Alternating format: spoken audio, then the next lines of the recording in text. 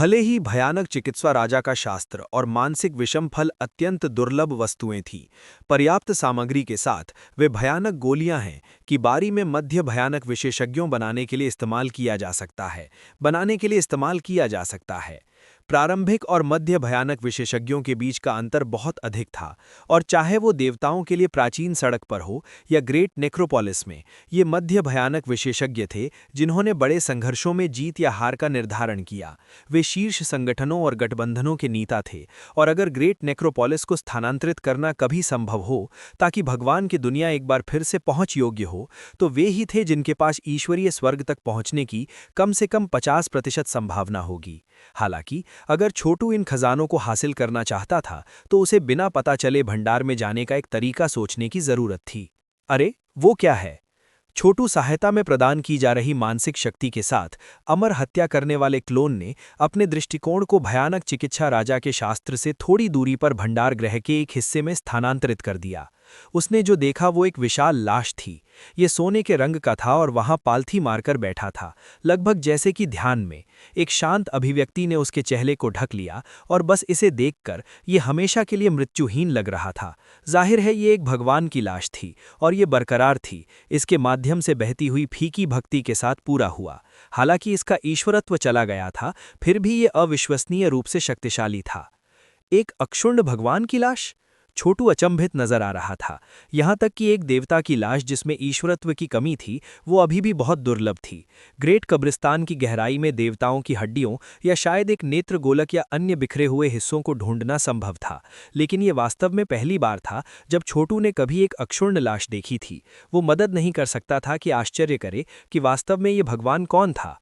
यदि कोई इसे शरीर से बाहर के अवतार में बदल सकता है तो ये अविश्वसनीय रूप से शक्तिशाली होगा, निश्चित रूप से किसी भी अन्य प्रकार की कठपुतली से परे जो कोई भी पार चला सकता है। हालांकि किसी ने भी लाश के साथ फ्यूज करने का प्रयास नहीं किया था, इसलिए वो वहीं भंडार गृह में बैठी रही, धूल इकट्ठा कर रही थी। क्या अद्भुत वस्तु है, छोटू बड़बड़ाया।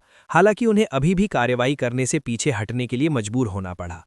फिर से क्लोन ने दर्पण के परिप्रेक्ष्य को बदला, भंडार गृह के माध्यम से अन्य मूल्यवान वस्तुओं की खोज की। अंदर इतनी सारी चीजें थीं कि ऐसा लग रहा था कि उस जगह का अच्छी तरह से निरीक्षण करने में 100 दिन लगेंगे। छोटू को लगभग ऐसा महसूस हुआ जैसे वो भगवान की दुनिया में है। ये थोड़ा आश्चर्य की बात थी। देवताओं के लिए प्राचीन सड़क वास्तव में अनंत थी, और प्राचीन सड़क के निष्पादक वहां के शीर्ष संगठन थे। उन्हें भगवान की दुनिया के प्रवेश द्वार की रखवाली करने का काम सौंपा गया था, और वहां से कभी-कभी जो भी चीजें बाहर निकलती थीं उन तक उनकी पहली पहुंच थी। अनगिनत वर्षों के बाद ये कहना मुश्किल था कि निष्पादकों ने कितने खजाने एकत्र किए थे। इतनी सारी औषधीय गोलियां, जादुई वस्तुएं, भगवान की वस्तुएं और भक्ति थी कि ऐसा लगता था कि किसी भी व्यक्ति की तुलना में अधिक ही कभी उपयोग किया जा सकता है। इसमें कोई आश्चर्य नहीं था कि निष्पादक इतने शक्तिशाली थे। क्या अविश्वसनीय जादू संरचनाएं हैं, छोटू ने कहा। कई विशाल मंत्र संरचनाएं थीं, जिनमें से सभी में ईश्वरत्व का निर्माण था, जिससे उन्हें लगभग निरंतर शक्ति प्रदान करना संभव हो जाएगा। वहां देखो छोटू, क्लोन ने अचानक कहा। ये ईश्वरत्व के लिए एक भंडारण इकाई है। क्या हमें इसे लेने की कोशिश करनी चाहिए? ईश्वरत्व की भंडारण इकाई? छोटू ने देखा और देखा कि क्रिस्टल का एक विशाल साम्राज्य प्रतीत होता है। एक विशाल गोला बस बड़े भंडार गृह के भीतर तैर रहा है। इसके अंदर ईश्वरत्व के हजारों टुकड़ों की एक भीड़ थी। उनके पास इतना ईश्वरत्व किस लिए है? छोटू बड़बड़ाया। क्या भगवान की दुनिया में बहुत सारे देवता थे? खैर, मुझे लगा कि ये समझ में आता है। 3000 की रैंक वाली अमर दुनिया बहुत बड़ी है, लेकिन भगवान की दुनिया की तुलना में वे धूल के कणों के समान है। मुझे आश्चर्य है कि भगवान की दुनिया वास्तव में कितनी बड़ी है। माना जाता है कि भगवान की दुनिया अमर दुनिया के असंख्य लोगों का मूल है और सभी कलाकारों का अंतिम गंतव्य है। यदि छोटू को हजारों ईश्वरत्व के टुकड़े मिल गए तो उन्हें शक्ति में बदलने के लिए अपनी क्षमताओं का उपयोग करके वो शानदार प्रगति करेगा। वास्तव में वो 90% निश्चित था कि ये मध्य भयानक स्तर तक पहुंचने के लिए पर्याप्त होगा। इसके बारे में सोचकर उसका दिल पहले से ही धड़कने लगा था। हालांकि कुछ सोचने के बाद उन्होंने अभी भी कार्यवाही करने से परहेज किया और इसके बजाय भंडार का निरीक्षण करना जारी रखा। वो अभी भी रक्षात्मक जादू संरचनाओं को पार करने और कुछ चीज़ों को अनियंत्रित करने का एक तरीका खोजने की उम्मीद करता है। उम्मीद है कि वो अपने नए संगठन को मजबूत और मजबूत बना सकता है, जब तक कि वो निष्पादकों पर हमला नहीं कर सकते, अमर दुनिया को एकीकृत नहीं कर सकते और उसे वर्तमान की तुलना में लाखों गुना अधिक भाग्य तक पहुंच नहीं प्रदान कर सकते। क्या अफसोस की बात है कि हम अभी उस ईश्वरत्व को प्राप्त नहीं कर सकते। ये देखते हुए कि उनके पास स्पेलिंग संरचनाओं की कितनी परतें हैं, हम केवल कुछ ही 100 टुकड़े प्राप्त कर पाएंगे, इससे पहले कि हमें पता चल जाए। अगर हम घास को पीटते हैं और सांप को चौंकाते हैं तो दूसरी बार भंडार गृह में प्रवेश करने का सवाल ही नहीं उठता। क्लोन ये बता सकता है कि अभी प्रलोभन के आगे झुकना बेकार है। भंडार की खोज जारी रखते हुए उन्होंने अंततः विशाल युद्धपोतों का एक संग्रह देखा जो स्पष्ट रूप से प्राचीन वैज्ञानिक और तकनीकी सभ्यता के उत्पाद थे। वे सभी इतने शक्तिशाली थे कि वे भयानक कृषि आधार वाले किसी व्यक्ति के बराबर थे। देवताओं की चमड़ी और हड्डियों से निर्मित मेका भी थे, साथ ही भगवान की दुनिया से अन्य शानदार निर्माण सामग्री भी थी।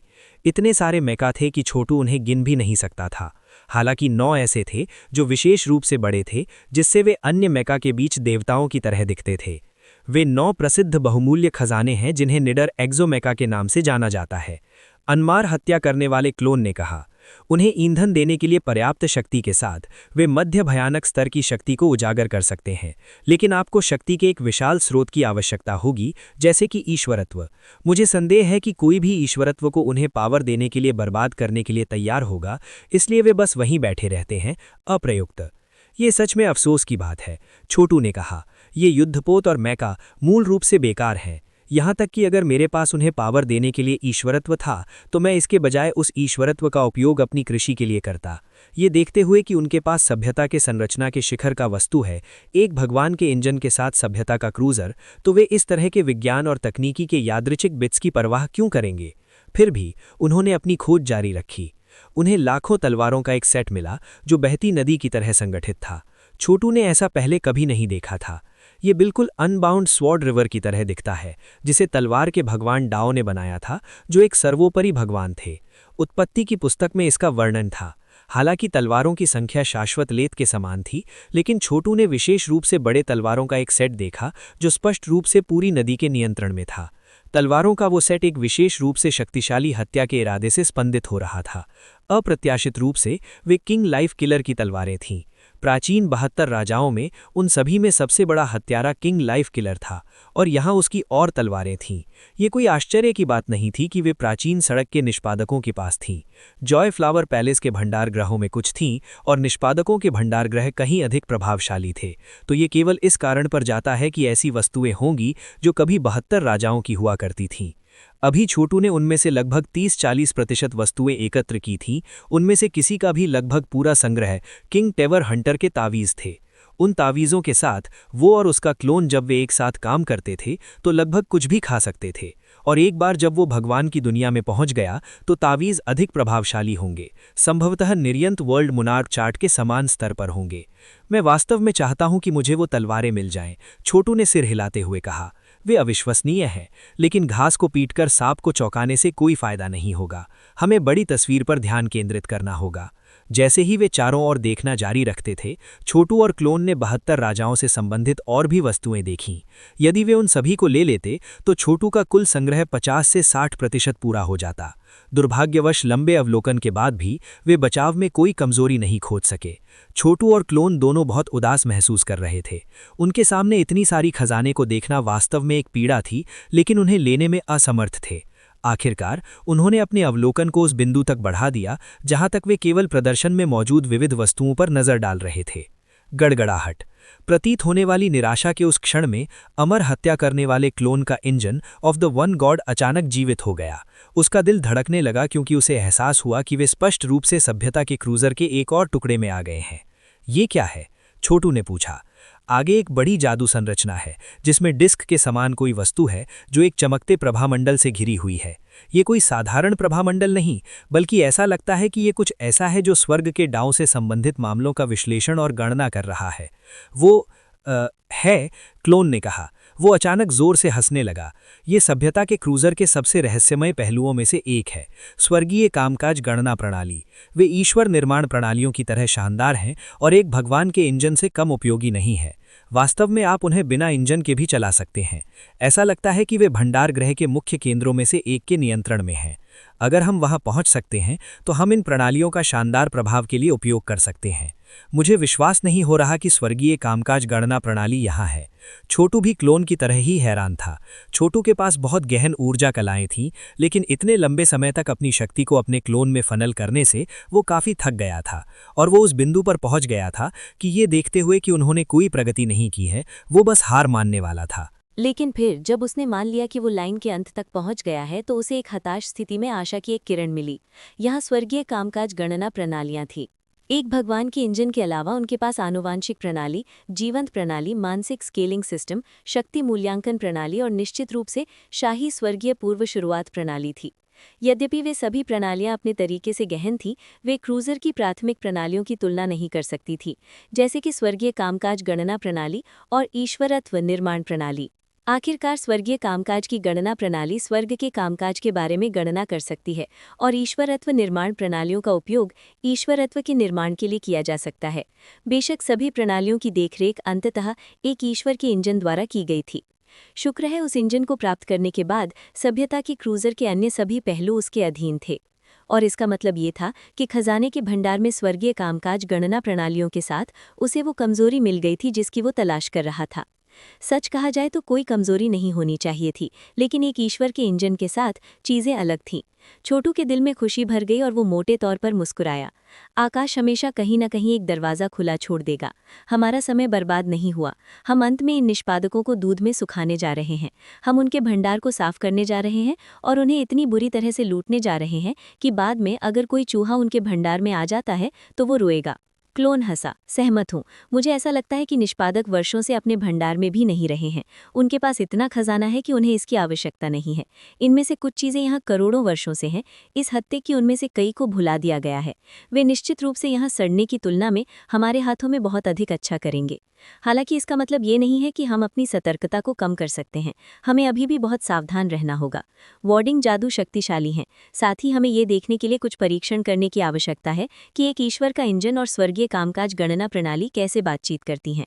बेशक हम साम्राज्यवादी स्वर्गीय पूर्व शुरुआत शक्तियों का उपयोग करके शुरू करेंगे। छोटू ने थोड़ा आराम किया और अपने दिमाग को साफ किया, फिर अपनी साम्राज्यवादी स्वर्गीय पूर्व शुरुआत शक्तियों को उजागर किया। बेशक क्लोन कोई कमजोर नहीं था। उन्होंने अपनी सच्ची ऊर्जा को उजागर किया और एक ईश्वर के इंजन में ईश्वरत्व सर्वोच्चता ऊर्जा भी भेजी। धीरे धीरे और सावधानी से उन्होंने इंजन को स्वर्गीय कामकाज गणना प्रणालियों से इस तरह से जोड़ा कि कोई उतार चढ़ाव नहीं हुआ, कोई अजीब प्रतिक्रिया नहीं है। छोटू ने कहा, ये काम कर गया। न केवल हमें बड़ी मात्रा में लूट मिलने वाली है, बल्कि स्वर्गीय कामकाज गणना प्रणाली सभ्यता की क्रूजर की मरम्मत के लिए एक लंबा रास्ता तय करने जा रही है। उत्कृष्ट। अमर हत्या करने वाले क्लोन ने और भी अधिक शक्ति डाली। नतीजतन स्वर्गीय कामकाज गणना प्रणाली उज्ज्वल रूप से चमकने लगी क्योंकि कनेक्शन मजबूत और अधिक स्थिर हो गया। अंत में अमर हत्या करने वाले क्लोन के माध्यम से एक कंपन हुआ, जिसने अपनी आंखें खोली और कहा, ये हो गया है छोटू, आपको सीधे भंडार गृह में जाने में सक्षम होना चाहिए। मैं यहाँ असंख्य वर्ल्ड्स मोनार्क चार्ट में आपसे आगे क्या करना है इस पर शब्द के लिए इंतजार करूंगा। समझ गया, छोटू ने कहा। इसके साथ ही वो गति में धुंधला हो गया और मार्ग से गुजरा। एक क्षण बाद उसने खुद को एक स्पेस शाफ्ट के सामने पाया जो जटिल मंत्र निर्माण चार्ट से ढका हुआ था। इसके अंदर कई जादुई खजाने और भगवान की वस्तुएं थीं। ये सभी वैज्ञानिक और तकनीकी सभ्यता के उत्पाद थे। इच्छा की कई अराजक धाराएं भी थीं जो स्वर्ग के कामकाज की अभिव्यक्तियां थीं। ये बात अविश्वसनीय है। ये जो गणना कर सकता है वो मेरे पास मौजूद किसी भी चीज़ की क्षमताओं से अधिक है। अब इसे मेरी साम्राज्यवादी स्वर्गीय पूर्व प्रारंभिक शक्तियों के साथ वश में करने के लिए। छोटू ने फिर से इंपीरियल स्वर्ग की शक्तियों को पूर्व प्रारंभ में बुलाया, जिससे स्वर्गीय कामकाज गणना प्रणालियों पर मंत्र निर्माण चार्ट संघनित हो गए जब वे उनके अधीन हो गए। स्वर्गीय कामकाज गणना प्रणालियों को भंडार गृह में स्पेलिंग संरचनाओं के लिए एक केंद्र के रूप में स्थापित किया गया था, जिसका मतलब ये था कि उन पर नियंत्रण प्राप्त करना भंडार गृह में घूमना आसान हो जाएगा। यहाँ तक कि भंडार के अंदर अगर लड़ाई हो गई तो बाहर किसी को नहीं पता चलेगा। अब सिकुड़ो। अमर हत्या करने वाले क्लोन की मदद से उन्होंने स्वर्गीय कामकाज गणना प्रणालियों वाले स्पेस शाफ्ट को सिकोड़ दिया, साथ ही एक चमकती हुई रोशनी फैल गई। इसके साथ ही वो भंडार गृह में उड़ गया। उसके चारों ओर उस प्रकाश के साथ ये ऐसा था जैसे वो रक्षात्मक जादू संरचनाओं के लिए बिल्कुल भी मौजूद नहीं था। पलक झपकते ही वो भयानक मेडिसिन किंग के शास्त्र पर पहुंच गया, जहां उसने अपने गॉड लीजन बैटल रोब की आस्तीन को लहराया और उसे दोनों मानसिक हेटेरो फ्रूट्स तथा अक्षुण्ण ब्रॉड के शव को भी पकड़ लिया। उसने अक्षूर्ण गॉड के शव को भी पकड़ लिया। उसके दिल में वो पागलों की तरह हंस रहा था। मैंने इसे अमीर बना दिया है। विल मैनिफेस्टेशन हेवन संप्रदाय ने अच्छा किया है, लेकिन आधुनिक मार्ग के निष्पादकों की तुलना में हमारी धन संपत्ति कुछ नहीं है। ये एक भिखारी और सम्राट के बीच के अंतर के समान है। इन खजानों के साथ मेरे भरोसेमंद अधीनस्थ निश्चित रूप से 1000 गुना मजबूत हो जाएंगे, शायद 10,000 गुना भी ज्यादा मजबूत। मैं निष्पादकों ने जो कुछ भी बचाया है वो सब ले रहा हूँ। छोटू ने अपने वस्त्र के भीतर ब्रह्मांडीय स्थान का पूरा उपयोग किया, संसाधनों को खींचा और उन्हें असंख्य वर्ल्ड्स मोनार्क चार्ट में भेज दिया। एक निश्चित बिंदु पर उसने क्लोन से अपने कुछ बहुत ही भरोसेमंद अनुयायियों को असंख्य वर्ल्ड्स मोनार्क चार्ट में लाने के लिए कहा, और जब उन्होंने देखा कि वो क्या कर रहा था तो उनके जबड़े गिर गए। प्रदर्शन पर इतनी अमूल्य वस्तुओं को देखकर वो शुरुआत में अवाक रह गए। ओह मेरे भगवान, सेक्टर लॉर्ड विल मैनिफेस्टेशन ने कहा, इन खजानों में से प्रत्येक का मूल्य विल मैनिफेस्टेशन हेवन संप्रदाय के सभी भंडार से अधिक है। ये सही है, अमर हत्या करने वाले क्लोन ने कहा, जबकि उन्होंने एक साथ असंख्य वर्ल्ड्स मोनार्क चार्ट की शक्ति का प्रबंधन किया। यह आधुनिक मार्ग के निष्पादकों का खजाना भंडार है। ग्रेट नेक्रोपोलिस की गहराइयों का पता लगाने के लिए छोटू के पास नियुक्ति लेने से पहले हमारे पास काम करने के लिए केवल 3 दिन है। बेशक, हालांकि हमारे पास बाहर केवल 3 दिन है, ये चार्ट के भीतर हजारों साल हो सकता है। हम आप सभी को कृषि में अविश्वसनीय प्रगति हासिल करने में मदद करने के लिए इन सभी संसाधनों का लाभ उठाने जा रहे हैं। चारों ओर देखते हुए पीक लॉर्ड मेमोरी ने कहा, इस तरह के संसाधनों के साथ और 3000 साल के साथ काम करने के लिए मुझे निश्चित रूप से मध्य भयानक स्तर तक पहुंचने में सक्षम होना चाहिए। ये चीज़ें अविश्वसनीय हैं। मुझे विश्वास नहीं हो रहा कि आधुनिक मार्ग के निष्पादकों के पास इस तरह की चीज़ें छिपी हुई हैं। संसाधनों की कितनी बर्बादी है। निष्पादकों के पास वास्तव में भंडार में बहुत ज्यादा खजाना है। मुझे लगता है कि उनके पास उपयोग की तुलना में अधिक संसाधन है। अच्छा, ये उनके विनाश की ओर ले जाने वाला है। मैं निश्चित रूप से अगले 3000 वर्षों में मध्य भयानक स्तर तक पहुंचने का प्रयास कर सकता हूं। अगर हमारे पास 4 मध्य भयानक विशेषज्ञ होते तो ये हाउसकीपर भगवान और अन्य के नुकसान की भरपाई के लिए पर्याप्त होता। छोटू ने भंडार में जिसे भी बुलाया था उसे एक विश्वसनीय अनुयायी माना जा सकता था, और उनमें से अधिकांश उसके मरणशील दुनिया के दिनों से उसका पालन कर रहे थे। पेट्रियार्क एनालिस्ट वहां थे। उनकी खेती का आधार भयानक स्तर के बहुत करीब था, इसलिए सही संसाधनों के साथ वो निश्चित रूप से छलांग लगा सकते थे। अपने all eternity spring autumn analyst god Dao angel के साथ इसमें कोई आश्चर्य नहीं था कि वो इतने मजबूत थे। उन दिनों जब वे grand empire myriad magic heaven span के साथ मतभेद में थे, उनके आगे नहीं बढ़ने का एकमात्र कारण उनके संसाधनों की कमी थी। स्पष्ट है, ग्रेट नेक्रोपोलिस के आगमन के साथ ये बदल गया। दिव्यता, यहाँ दिव्यता है। वे शरीर छोड़ने वाली हड्डी का आदान प्रदान करने वाली गॉड गोलियां हैं। इतने अविश्वसनीय औषधीय वस्तुएं। जैसे ही सबने शौक में इधर उधर देखा, छोटू ने अपना काम जारी रखा। वास्तव में वो अभी अभी क्रिस्टल बॉल तक पहुंचा जिसमें सभी दिव्यता थी। उससे दिव्यता लेते हुए उसने पाया कि कुल 13,453 टुकड़े थे। उस संख्या में से उसने 10,000 अपने उपयोग के लिए रखे। दिव्यता के कुछ टुकड़े अद्वितीय थे और वास्तव में उनमें देवताओं की सेना की आभा नहीं थी। ऐसा था जैसे उन्हें वैसे ही बनाया गया था। सच्चाई ये थी कि जरूरी नहीं है कि दिव्यता किसी ऐसे देवता से आई हो जो मर गया हो। दिव्य जगत में कुछ आदिम प्रतिष्ठान है जो सीधे दिव्यता बनाते थे और फिर इसे अपने अधीनस्थों को दिव्य स्वर्गारोहण के लिए वितरित करते थे। जहां तक मरणशील और अमर जगत में उपलब्ध दिव्यता का सवाल है, इसे केवल शक्ति प्राप्त करने के लिए जलाया जा सकता है, न कि दिव्य स्वर्गारोहण के लिए। ये दिव्यता बनाया गया था और इसका बहुत बड़ा महत्व था कि इसे दिव्य स्वर्गारोहण के लिए उपयोग किया जा सकता था। दिव्यता की 10,000 टुकड़ों को अपनी ऊर्जा के समुद्र में डालने के बाद उन्होंने उन्हें तोड़ना शुरू किया, जिसके बाद उन्होंने महसूस किया कि उनके भीतर विशाल अमर दिव्यता बह रही है। ये संग्रह एक तुरुप के पत्ते के रूप में काम करेगा, जिसे वो एक महत्वपूर्ण क्षण में उपयोग कर सकते थे। वो इसका उपयोग अप्रत्याशित रूप से मध्य भयानक स्तर तक पहुंचने के लिए कर सकते थे और इस तरह एक अजय साधना आधार प्राप्त कर सकते थे। अभी के लिए वो बस इसे उपयोग के लिए तैयार रखेंगे। ये दुश्मनों को निश्चिंतता की भावना में डालने का सही तरीका होगा, और ये देखते हुए कि वो जल्द ही ग्रेट नेक्रोपोलिस की गहराइयों की खोज करेंगे और संभवतः प्राउड हेवन का सामना करेंगे, तो उन्हें सभी संभव लाभ बनाने की आवश्यकता थी। वो निश्चित रूप से नहीं चाहते थे कि प्राउड हेवन उनकी साधना आधार के बारे में जाने, और उन्हें पूरा विश्वास नहीं था कि वो इस समय सफलता के साथ सफल होंगे। वो प्रयास करने से पहले 100% निश्चित होना चाहते थे। इस तरह छोटू चीजें करना पसंद करता था, पूरी तरह से और पूरी तरह से तैयार रहना, बिना किसी कमजोरी और गलती करने की कोई संभावना नहीं थी। दिव्यता लेने के बाद उनका अगला लक्ष्य तलवारों की नदी में राजा जीवन हत्या करने वाली तलवारी थी। लाभ आ रहे थे। यद्यपि तलवारों की नदी दिव्य जगत की वास्तविक असीमित तलवार नदी नहीं थी, लेकिन इसे बनाने वाली प्रत्येक तलवार एक दिव्य हथियार थी, और वे सभी एक निश्चित मार्ग पर आगे बढ़ रहे थे जो स्वर्ग के अनुरूप था। इससे ये सवाल उठता है कि इसे वास्तव में किसने बनाया था। अफवाह के अनुसार जब प्राचीन सड़क के निष्पादकों के एक शिष्य के पास तलवार की कमी होती थी तो वे इस स्थान पर आते थे और एक ऐसा व्यक्ति ढूंढते थे जिससे वे भाग्य से जुड़े हुए थे। उनके लिए दुख की बात यह थी कि छोटू पूरी बात लेने वाला था। बेशक छोटू की खेती के आधार के साथ भी तलवारों की इस पूरी नदी को लेना आसान नहीं होगा। शुक्र है उनके पास मदद करने के लिए असंख्य विश्व सम्राट चाट था। एक भंवर अस्तित्व में आया जो आगे बढ़ गया और सभी अनगिनत तलवारें चूसने लगा। वे भंवर में बहने वाले भंवर की तरह बन गए और यद्यपि ये कुछ मात्रा में शोर का कारण बनता था, यह एक छोटे से क्षेत्र तक सीमित था। ये सुनिश्चित करता था कि बाहर कोई भी नहीं सुन सकता था कि क्या हो रहा था। खजाने का भंडार कई छोटी दुनियाओं और आयामों से बना था, इसलिए उनमें से एक को नष्ट करने से ज्यादा ध्यान आकर्षित नहीं होगा। छोटू ने 2 ऊर्जा कदाओं का उपयोग करते हुए अपने हाथ बाहर निकाले, एक सकारात्मक और एक नकारात्मक। यह अदूषित शरीर और नर्क कुचलने वाले गॉड मैमथ की ताकत का उनका संयोजन था और इसने तलवारों की नदी को असंख्य दुनियाओं के मोनार्क चार्ट में और भी तेजी से प्रवाहित करने का कारण बना। कुछ ही समय में नदी चली गई थी। इसके साथ ही छोटू अपने अगले लक्ष्य पर चला गया, भेड़िए या बाघ की तरह निर्दयी था। अगला महल हॉल का एक संग्रह था जो शोक विदाई स्वर्ग महल का हिस्सा थे। इस प्रकार छोटू एक शातिर डाकू या एक भूखे भूत की तरह था जो लाखों वर्षों के बाद नर्क से बाहर निकला था, जो दृष्टि में सब कुछ निगलने के लिए तैयार था। वह अपने गॉड लीजन बैटल रोब की आस्तीन को किसी भी अधिक गति से नहीं हिला सकता था और उसकी स्वर्ग भक्षण कलाओं का पूरी तरह से उपयोग किया जा रहा था। एक आदिम अराजकता वाला बुजुर्ग सांप अचानक प्रकट हुआ, एक सांप के सिर और एक इंसान के शरीर वाला एक प्राणी, और उसने दुनिया के बाद दुनिया को निगलना शुरू कर दिया, जिनमें से प्रत्येक खजाने से भरा हुआ था। असंख्य विश्व सम्राट चार्ट में वापस अमर हत्या करने वाला क्लोन ये सब प्राप्त कर रहा था।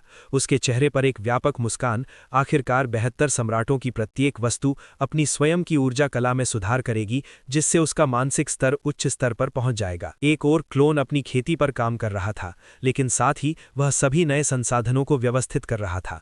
हर कोई नई वस्तुओं के माध्यम से भी खोज रहा था, उन लोगों की तलाश कर रहा था जो उन्हें उच्च स्तर तक पहुंचने में मदद करेंगे। चार्ट में बीतने वाले पहले 1000 वर्षों के दौरान छोटू के कई लोग भयानक स्तर पर पहुंच गए। दूसरे 1000 वर्षों के दौरान सेक्ट लॉर्ड विल मैनिफेस्टेशन मध्य भयानक स्तर के पूर्ण शिखर पर पहुंच गया। मानसिक हेट्रोफ्रूट्स से बने भगवान की गोलियों के लिए धन्यवाद। उन्होंने भयानक चिकित्सा राजा के शास्त्र में भी महारत हासिल की। मध्य भयानक स्तर पर पहुंचने वाला दूसरा व्यक्ति कोई और नहीं बल्कि जेड फॉल था। जहां तक गड़गड़ाहट का सवाल है, आज तक कोई भी इस बारे में कोई तार्किक निष्कर्ष नहीं निकाल पाया था कि ये कैसे बढ़ा। ऐसा लग रहा था कि यह सोते समय भी लगातार प्रगति कर रहा था। ऐसा प्रतीत नहीं होता था कि यह साधना का अभ्यास करता है, जैसे कि यह अंततः बिना किसी प्रयास के दिव्य स्वर्गारोहण तक पहुंच जाएगा। जब ये जाग रहा था तो ये बस चारों ओर खेलता था और ये कभी बड़ा नहीं हुआ। शायद ये था कि असंख्य विश्व सम्राट के समय परिवर्तनकारी प्रभावों ने इस पर काम नहीं किया और जो 3000 साल बीत गए वे वास्तव में इसके लिए 3 दिन की तरह थे। 3000 साल की अवधि के तीसरे में पीक लॉर्ड्स मेमरी और सेलेस्टियल दोनों शुरुआती भयानक स्तर के शिखर पर पहुंच गए, जिससे उनके मानसिक पैमाने 90 से अधिक हो गए। ये कहना असंभव था कि उन सभी ने कितने खेती संसाधनों का उपयोग किया था, और अगर उन्होंने सेज मोनार्क लीग में ऐसा करने की कोशिश की होती तो उन्होंने सभी संप्रदायों के सभी संसाधनों को संयुक्त रूप से साफ कर दिया होता और फिर भी कोई प्रगति हासिल नहीं की होती। आखिरकार इनमें से कई संसाधन ऐसी चीजें थीं जिन तक महाशक्ति संप्रदायों की भी पहुंच नहीं होगी। प्राचीन सड़क के निष्पादकों के पास वास्तव में ऐसी चीजें थीं जो भगवान की दुनिया में भी दुर्लभ थीं। आखिरकार चार्ट के भीतर 3000 साल बीत गए और जेड फॉल और सेक्ट लॉर्ड विल मैनिफेस्टेशन दोनों भयानक स्तर के बीच में थे। संप्रदाय के मालिक की जहां तक बात है, वो एक रहस्यमयी व्यक्ति था जिसने कभी भी अपनी खेती के बारे में सच्चाई नहीं बताई थी। हालांकि उसने छोटू को देखते ही उसका समर्थन और मदद की थी। हालांकि वह स्पष्ट रूप से कुछ गहन रहस्य रख रहा था, लेकिन छोटू विवरणों के बारे में जानने के लिए इच्छुक नहीं था। आगे बढ़ते हुए अपने और अधिक लोगों को भयानक स्तर तक पहुंचाना मुश्किल होने वाला था। पीक लॉर्ड्स सेलेस्टियल और मेमरी दोनों बाधाओं में फंस गए थे और किसी भी सफलता को प्राप्त करने में पूरी तरह से असमर्थ लग रहे थे। ऐसे बहुत से लोग थे जिनके पास 90 से अधिक मानसिक पैमाने थे, जिनमें यांग झान, उनके 2 भाई यांग युंग चोंग और यांग हुआ लोंग, अजेय समाज के सबसे बड़े भाई और पूर्व रिच लश महाद्वीप के अन्य लोग जैसे चांसलर सन मून शामिल थे। यह वास्तव में नाटकीय वृद्धि का मामला था। सेज मोनार्क लीग बस मजबूत से मजबूत होती जा रही थी और यह कोई मामूली प्रगति नहीं थी। असंख्य विश्व सम्राट चार्ट में बीतने वाले 3000 वर्षों में सेज मोनार्क लीग सबसे मौलिक स्तर पर बदल गई। इससे भाग्य के प्रवाह में सुधार होगा। पूरे समय छोटू और भी ज्यादा संसाधन अंदर भेजता रहा। सुप्रशिक्षित इस बिंदु तक छोटू ने खजाने के भंडार को लगभग साफ कर दिया था। फिलहाल वो अंदर एक ऐसी जगह पर था जहां कई औषधीय माल रखे गए थे। उन्हें विशाल वेदानों पर रखा गया था, जिनमें से प्रत्येक को 2000 की रैंक के साथ एक अमर दुनिया से बनाया गया था। औषधीय अवयवों से निकलने वाली मजबूत स्पिरिट ऊर्जा से स्पष्ट था कि वे कितने शक्तिशाली थे। बेशक छोटू ने उन सभी को ले लिया। यद्यपि उन औषधीय अवयवों की दुनियाओं को लगभग कुछ भी नहीं माना जाता था, क्योंकि वह आगे बढ़ा और भी आश्चर्यजनक चीजें पाईं। उन्हें सील किए गए देवता मिले जो भगवान की दुनिया में माउंट्स के रूप में उपयोग किए जाते थे। वे सभी भयानक स्तर पर थे और उनमें 36 पंखों वाली अमर फिनिक्स, अजबर को बस में करने वाले सफेद बाघ और देवताओं के चेहरे वाले विशाल उल्लू जैसी चीजें शामिल थीं। वे सभी बेहद शक्तिशाली थे, अविश्वसनीय युद्ध कौशल के साथ ऐसे जीव थे जो मूल रूप से भगवान की दुनिया में घूमते थे, लेकिन निष्पादकों द्वारा पकड़ लिए गए थे और उन्हें कसकर सील कर दिया गया था। उन्हें वश में करने के लिए स्पष्ट रूप से बड़ी मात्रा में शक्ति की आवश्यकता होगी। उनमें से हजारों हजार थे और छोटू को एक नज़र में पता था कि उन्हें अपने अधीनस्थों को देने से उनकी लड़ाई की क्षमता में भारी बढ़ोतरी होगी। छोटू ने उन्हें लेने में एक पल के लिए भी संकोच नहीं किया। उनका एकमात्र अफसोस ये था कि उनमें से कोई भी भयानक स्तर के बीच में नहीं था। जाहिर है, एकमात्र पर्वत जो मजबूत था वह निष्पादकों के सम्राट के लिए अलग रखा गया था, एक बिना सिर वाला गॉड बीस्ट। जब सम्राट उस पर्वत पर युद्ध में गया तो यह लगभग 2 शीर्ष विशेषज्ञों की तरह था जो एक टीम के रूप में लड़ रहे थे। माउंट के बाद छोटू ने मसाला क्षमताओं के लिए निर्माण सामग्री एकत्रित की, साथ ही पूर्ण भगवान संरचनाओं को भी एकत्रित किया। इसकी तुलना में जॉय फ्लावर पैलेस से उन्होंने जो 1 अरब भगवान संरचनाएं ली थीं वे कुछ भी नहीं थीं। यहाँ तक कि ऐसी संरचनाएं भी थीं जो इतनी शक्तिशाली थीं कि उन्हें केवल विशारद या सर्वोच्च भगवान द्वारा ही बनाया जा सकता था। यदि वह सेज मोनार्क लीग में उन्हें जोड़ सकता था तो यह बचाव के लिए एक बड़ा सुधार होता। इतना बुरा है कि मैंने महान नेक्रोपोलिस गॉड पावर बीज में से किसी को नहीं देखा। यह दिखाता है कि निष्पादकों के पास एक भी गॉड पावर बीज नहीं था। यही साउथ ऑफ गॉड बैस्टर्ड्स के साथ हुआ। गॉड बैस्टर्ड्स के जूनियर हाउस लॉर्ड ने दावा किया था कि उनके पास कुछ उत्तराधिकारी हैं, लेकिन छोटू के पूर्ण नियंत्रण में लेने के बाद उन्होंने पाया कि यह झूठ के अलावा कुछ नहीं था। स्पष्ट रूप से किसी प्रकार के मानदंड थे कि बीज कौन प्राप्त कर सकता है। गॉड हथियार, भगवान की वस्तुएं, औषधीय गोलियां, सामग्री, सोल स्टोन, देवत्व, कवच, मेका, जादुई खजाने, मंत्र संरचनाएं, गॉड स्पिरिट्स, गॉड शव, दाओवादी ग्रंथ, प्राचीन रिकॉर्ड, आदिम गॉड वनस्पति और भगवान की दुनिया से शक्ति। छोटू ने हर तरह की चीजें ली। उसने उनके स्थान पर रखने के लिए प्रतिकृतियां बनाने की जहमत नहीं उठाई। ऐसा नहीं लगता था कि निष्पादकों को पता चलने वाला था कि जल्द ही क्या हुआ था, और जब तक वे ऐसा करते तब तक बहुत देर हो चुकी होती। सेज मोनार्क लीग इतनी मजबूत हो गई होती कि निष्पादक इसके बारे में कुछ नहीं कर सकते थे। दुनिया के बाद दुनिया के संसाधन असंख्य विश्व सम्राट चार्ट में बन रहे थे। यदि यह तथ्य नहीं होता कि चार्ट स्वाभाविक रूप से असंख्य दुनियाओं के संसाधनों को विभाजित कर सकता है, तो सभी नई वस्तुओं को सूचीबद्ध करने में सैकड़ों साल लग जाते। जैसे जैसे यह प्रक्रिया आगे बढ़ी, छोटू ने फैसला किया कि वह अपने संसाधनों के भंडार को असंख्य विश्व सम्राट चार्ट में रखेगा, न कि सेज मोनार्क लीग में। आखिरकार यदि वह किसी से इन चीजों को चुरा सकता है तो यह हमेशा संभव था कि लोग उससे चोरी कर सकते हैं। उसका क्लोन मजबूत से मजबूत होता जा रहा था, और मानते हुए कि वह अंततः किंग इमॉर्टल स्लेयर की इच्छा को वश में कर सकता है और चार्ट पर पूर्ण नियंत्रण ले सकता है, तो पूर्ण भगवान भी इसमें सेंध नहीं लगा पाएंगे। 3 दिन तेजी से बीत गए, जबकि चार्ट के अंदर 3000 साल बीत गए। सेज मोनार्क लीग तेजी से मजबूत हो रही थी और जल्द ही वहां भगवान संरचनाएं स्थापित की जा रही थीं, जिससे महान श्मधान के उस हिस्से में अपार शक्ति और नियति घूम रही थी। 3 दिन बीत चुके थे और चरवाहा, कयामत और प्राउड वर्ल्ड अब छोटू से मिलने की प्रतीक्षा कर रहे थे। जैसा कि वे ऐसा कर रहे थे, उन्होंने इस बात पर नजर रखी कि सेज मोनार्क लीग में क्या हो रहा था। बेशक वे इस बात से काफी हैरान थे कि यह कैसे विकसित हो रहा था। दाएं बाएं भगवान संरचनाएं स्थापित की जा रही थीं और भयानक आभा हर जगह फैल रही थी। जाहिर है, स्वर्ग हिलाने वाला, पृथ्वी डालने वाला परिवर्तन हो रहा था। इससे भी ज्यादा चौंकाने वाली बात यह थी कि एक स्तंभ जैसी कोई चीज दिखाई दे रही थी जो स्वर्ग और पृथ्वी को सहारा दे सकता था, जो संप्रदाय के मुख्य मंत्र संरचना की नींव के रूप में कार्य कर रहा था। इसे देखो, कयामत ने कहा। उसकी आंखें चमक रही थीं। शाबाश ऋषि मोनार्क लीग, और अच्छा किया छोटू, उसने ये सब केवल 3 दिनों में किया। ये मुझे प्राचीन काल के प्रसिद्ध प्रमुख भगवान स्तंभ की याद दिलाता है। उस खंबे के साथ 10,000 बुराइयां भी अंदर नहीं जा सकती थीं। हालांकि इसके लिए भगवान के दुनिया से लाखों सामग्री की आवश्यकता होनी चाहिए। आपको बस नश्वर दुनिया में इसे बनाने में सक्षम नहीं होना चाहिए। उसने ये कैसे किया? गड़गड़ाहट। जैसे ही शब्द उसके मुंह से निकले, ऋषि मोनार्क लीग के भीतर पहाड़ उठने लगे। उनमें से एक की 3 चोटियां थीं जो 3 शक्तियों को सुनती थीं, वे स्वर्ग, पृथ्वी और मनुष्य थीं। दूसरा एक हाथ की तरह लग रहा था, जिसकी 5 उंगलियां 5 चरणों का प्रतिनिधित्व करती थीं। ऐसे अन्य भी थे जिनमें 6, 7, 8 या 9 चोटियां थीं। वे हैं पौराणिक 9 भगवान पर्वत, चरवाहे ने कहा। माउंट 1 ओरिजिन, 2 ध्रुवों को माउंट करें। माउंट 3 शक्तियां, माउंट 4 डिवीजन, माउंट 5 चरण, 6 दिशाओं को माउंट करें। माउंट 7 सितारे, माउंट 8 त्रिकोण, माउंट 9 महल। वे मिलकर 9 बनाते हैं, जो अंतिम संख्या है। जब देवता पर्वत दिखाई देते हैं तो वे कुछ भी और सब कुछ कुचल सकते हैं। 9 भगवान पर्वत परमाउंट देवताओं से जुड़े हुए हैं और उन्हें बनाने की विधि लंबे समय से खो गई है, और ये उन्हें बनाने के लिए आवश्यक सामग्रियों का उल्लेख नहीं है। केवल प्राचीन सड़क के निष्पादक ही संभवतः ऐसा कुछ बना सकते थे। फिर भी प्राचीन निष्पादकों ने सामग्री होने के बावजूद उन्हें कभी नहीं बनाया। छोटू ये कैसे कर रहा है और उसे सामग्री कहाँ से मिली? प्रमुख भगवान स्तंभ और 9 भगवान पर्वत, उनके साथ सेज मोनार्क लीग की सबसे मजबूत नींव होने जा रही है। प्रशंसा की सांस लेते हुए डूम ने जारी रखा। 9 भगवान पर्वत बनाना कोई आसान काम नहीं है। मध्य भयानक स्तर से नीचे कोई भी संभवतः सफल नहीं हो सका, और यहां तक कि असंख्य worlds monarch chart, god legion seal और कई शक्तिशाली ऊर्जा कलाओं के साथ मुझे नहीं लगता कि ये कैसे संभव हो सकता है।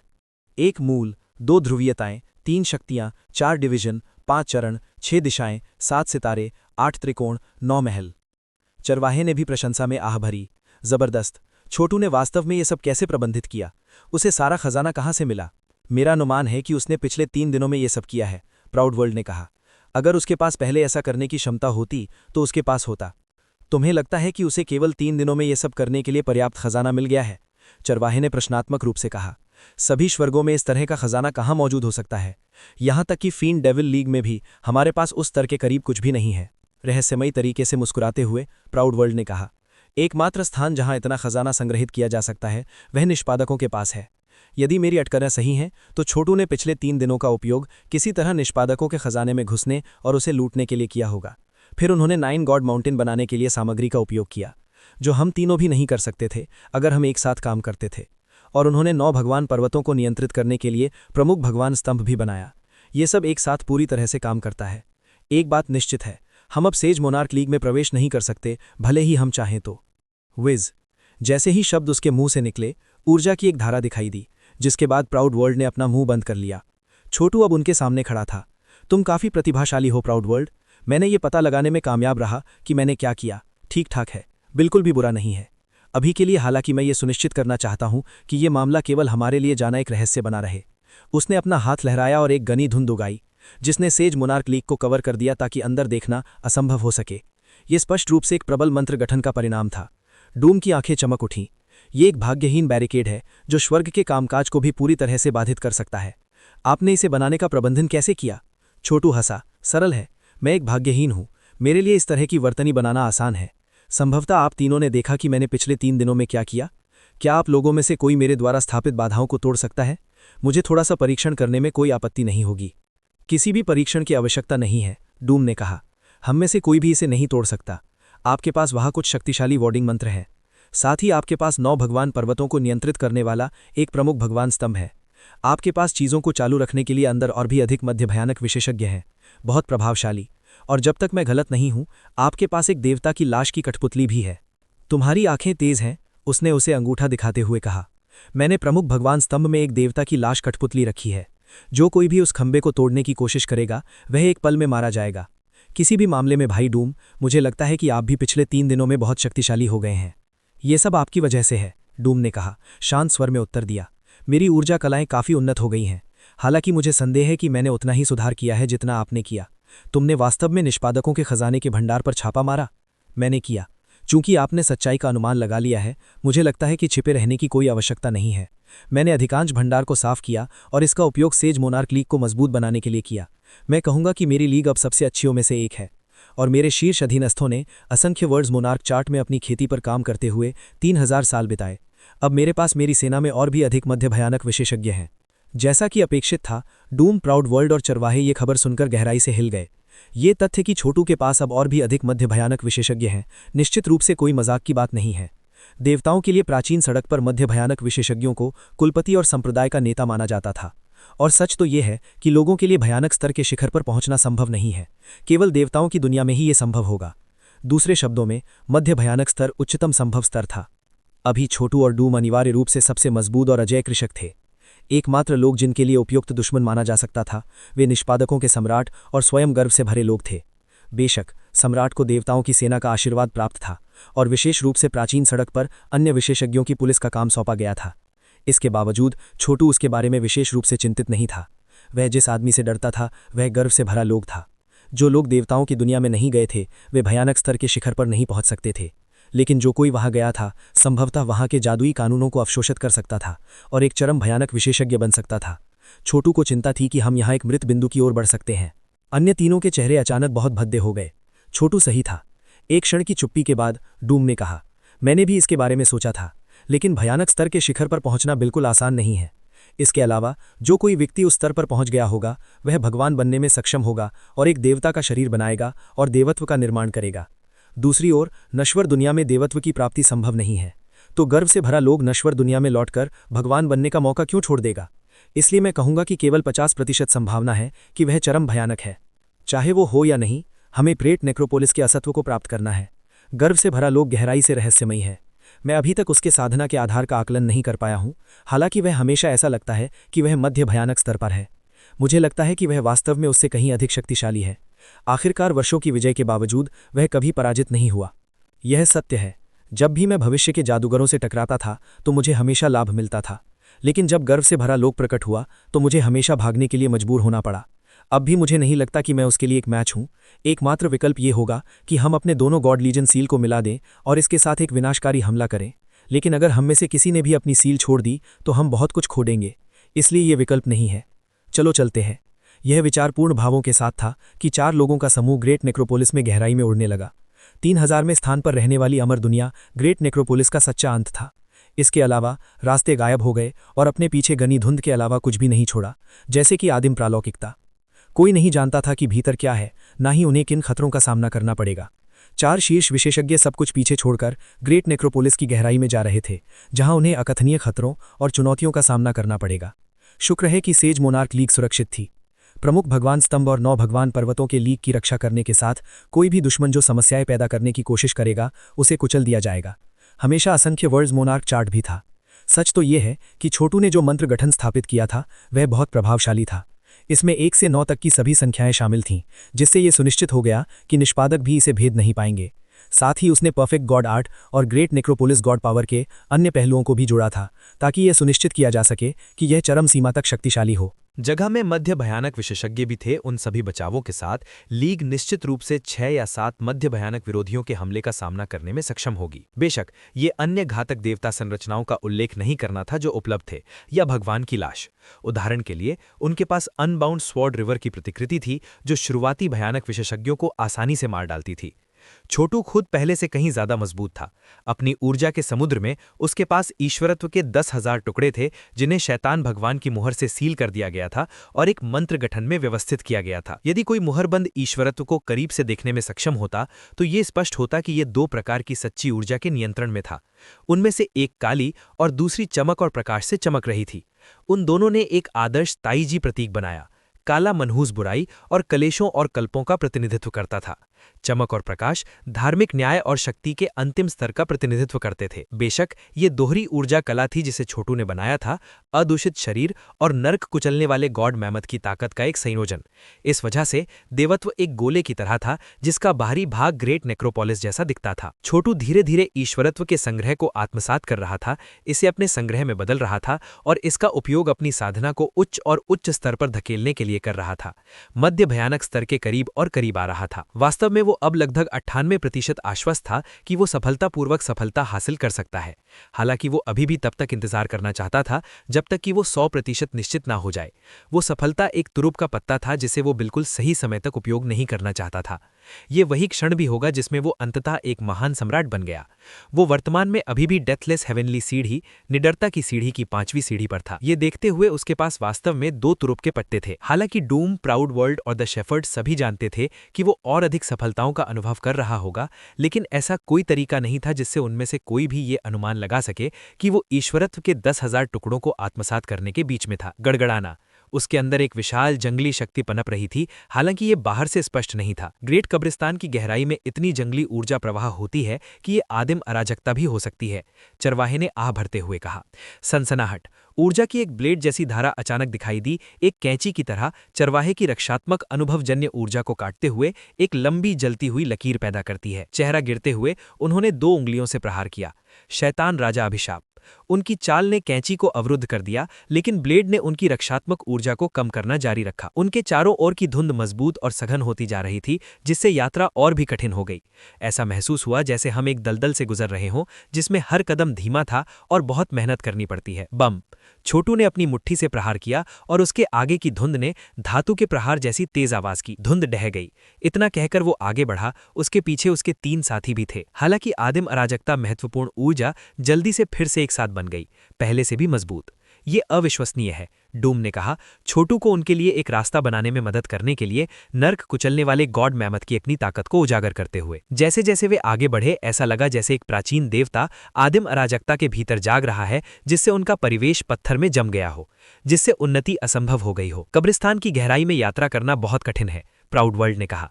कोई आश्चर्य नहीं कि अधिकांश अन्य विशेषज्ञ कभी भी 3000वें स्थान पर रहने वाली अमर दुनिया से आगे नहीं जाते। यदि हम और आगे बढ़ते हैं तो आदिम अराजकता की महत्वपूर्ण ऊर्जा पत्थर में बदल जाएगी। प्रत्येक चरण के लिए अत्यधिक शक्ति की आवश्यकता है। मुझे आश्चर्य है कि भगवान की दुनिया कैसी होगी। भगवान की दुनिया में दबाव इससे कहीं अधिक है। आम लोगों को बिना मौत के घाट उतारे वहां 1 इंच चलना भी कठिन होगा। याद रखें, हम इस पत्थर जैसी आदिम अराजकता की महत्वपूर्ण ऊर्जा में जितना गहराई में उतरते हैं, हमें अपार लाभ प्राप्त करने की संभावना उतनी ही अधिक है। देखो, वहां देखो, क्या ये कुछ देवत्व नहीं है? यहां तक कि जब वो बोल रहा था, उसकी आंखों से सुनहरे रंग की 2 किरणें निकली, जो उनके आगे की कुछ महत्वपूर्ण ऊर्जा को पिघला देती हैं, जिससे उनके सामने कुछ तैर रहा था। ये ऐसा लग रहा था जैसे किसी चट्टान में स्थापित कोई जीवाश्म हो। वो चतुराई से बाहर पहुंचा और बोल्डर को उनकी ओर खींच लिया, जिससे पता चला कि ये वास्तव में ईश्वरत्व का एक पारदर्शी टुकड़ा था, जो देवताओं की सेना की किसी भी आभा से रहित था। नवगठित देवत्व ईश्वरत्व, छोटू ने सोचा, शब्दों को जोर से नहीं कहा। अजीब है, डूम ने कहा भौएं चढ़ाते हुए। ये देवत्व ऐसा लगता है कि ये किसी का नहीं है। इसे किसी भी देवता ने पीछे नहीं छोड़ा था, ये बनाया हुआ लगता है। ये बहुत बुरा है कि हम इसे प्राप्त नहीं कर सकते और इसका उपयोग ईश्वरीय स्वर्गारोहण तक पहुंचने के लिए कर सकते हैं। आखिरकार भगवान बनने का एकमात्र तरीका देवत्व है। अफसोस कि नरक की दुनिया में केवल अपना देवत्व बनाने के लिए बाहरी देवत्व का उपयोग करना संभव है। हर कोई जानता था कि नरक की दुनिया में वास्तव में ईश्वरीय स्वर्गारोहण तक पहुंचना असंभव है। ये एक लौह नियम है। चलो, चलते रहो, छोटू ने कहा। आगे देखते हुए उसने देखा कि सभी दिशाओं में सब कुछ पत्थर जैसी महत्वपूर्ण ऊर्जा से भरा हुआ है। आगे बढ़ना अविश्वसनीय रूप से कठिन था, लेकिन शुक्र है कि वो अभी भी असंख्य विश्व मुनार्क चार्ट से अपने संबंध को महसूस कर सकता था, इसलिए वो बहुत चिंतित नहीं था। यहां तक कि एक मध्य भयानक विशेषज्ञ जो इस तरह के स्थान में खो गया हो, तो हमेशा के लिए पत्थर में फंस सकता है और अंततः डर सकता है। और जहां से वे खड़े थे, ये बताना असंभव था कि ये पत्थर जैसी महत्वपूर्ण ऊर्जा कितनी दूर तक फैली हुई है। हालांकि उन्हें यकीन था कि अगर वो इसके माध्यम से गुजर सकते हैं, तो वे ग्रेट कब्रिस्तान के अंत तक पहुंच जाएंगे और शायद देवताओं के लिए प्राचीन रास्ते पर भी उभर आएं। बहरहाल, यहां खोजने के लिए बहुत गहराई थी। बड़े प्रयास से उन्होंने गति बढ़ाई। अधिकांश काम छोटू और डूम द्वारा नर्क कुचलने वाले गॉड मैमथ की अपनी ताकत के साथ किया गया। इसने एक सुनहरी रोशनी पैदा की, जो उन्हें लगभग किसी प्रकार के जहाज की तरह घेर लेती है, जिससे वो महत्वपूर्ण ऊर्जा के माध्यम से छेद करने में सक्षम होते हैं, जिससे धातु के टुकड़े में धातु की ड्रिल बिट की तरह आवाज आती है। आगे एक लाश है, प्राउड वर्ल्ड ने कहा। लाश को आसपास की महत्वपूर्ण ऊर्जा से इतना अधिक भर दिया गया था कि अब ये एक पत्थर की मूर्ति थी, जीवंत थी, जिसके हाथ में एक लंबी तलवार थी। मैं उन्हें जानता हूं, चरवाहे ने कहा। वो प्राचीन रास्ते से देवताओं तक के शीर्ष सेबर मास्टरों में से एक है, सेबर सज्जन घोस्टवॉर।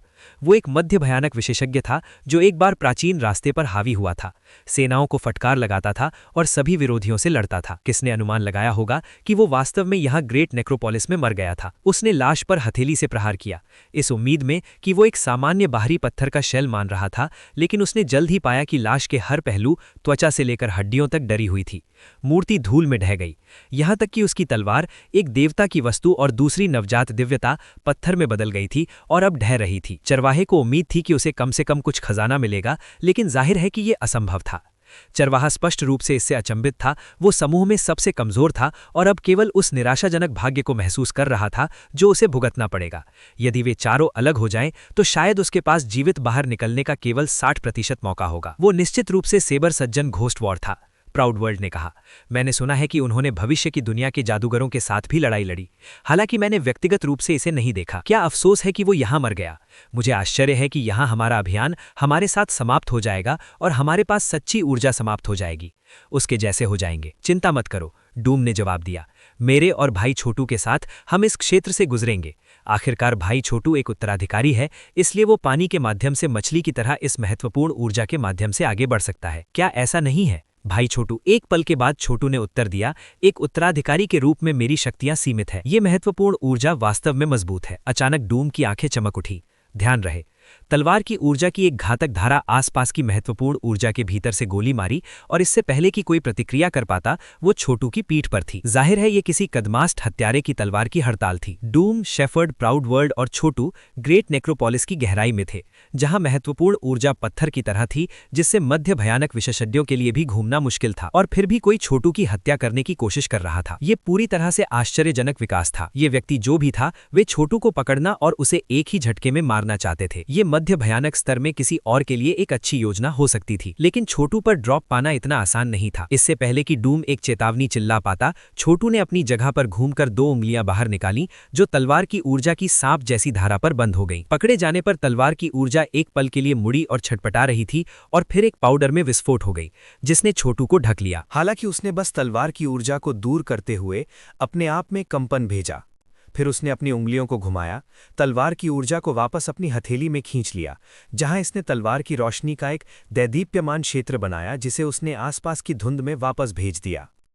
एक क्षण बाद एक दबी हुई घुरघुराहट सुनाई दे रही थी।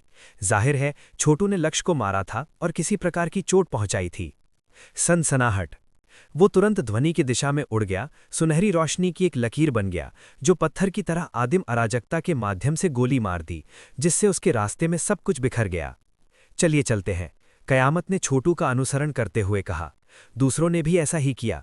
कुछ क्षण बाद वे आदिम अराजकता के भीतर एक गुफा की तरह कुछ पर पहुंचे, जिसके भीतर उन्होंने एक मानव की गर्म आभा को महसूस किया। इधर उधर खून के छींटे भी थे, हालांकि गुफा पूरी तरह से खाली थी। छोटू सबसे पहले पहुंचे। बाहर पहुंचकर उसने जमीन से कुछ खून पहुंच दिया, फिर खून को सच्ची ऊर्जा से जला दिया, जिससे वो सफेद भाप में बदल गया जो हवा में ऊपर उठ गई, जहां उसने एक इंसान का आकार ले लिया जो पीड़ा में छटपटा रहा था। क्या आपने वास्तव में सोचा था कि मेरे खिलाफ साजिश करना इतना आसान होगा?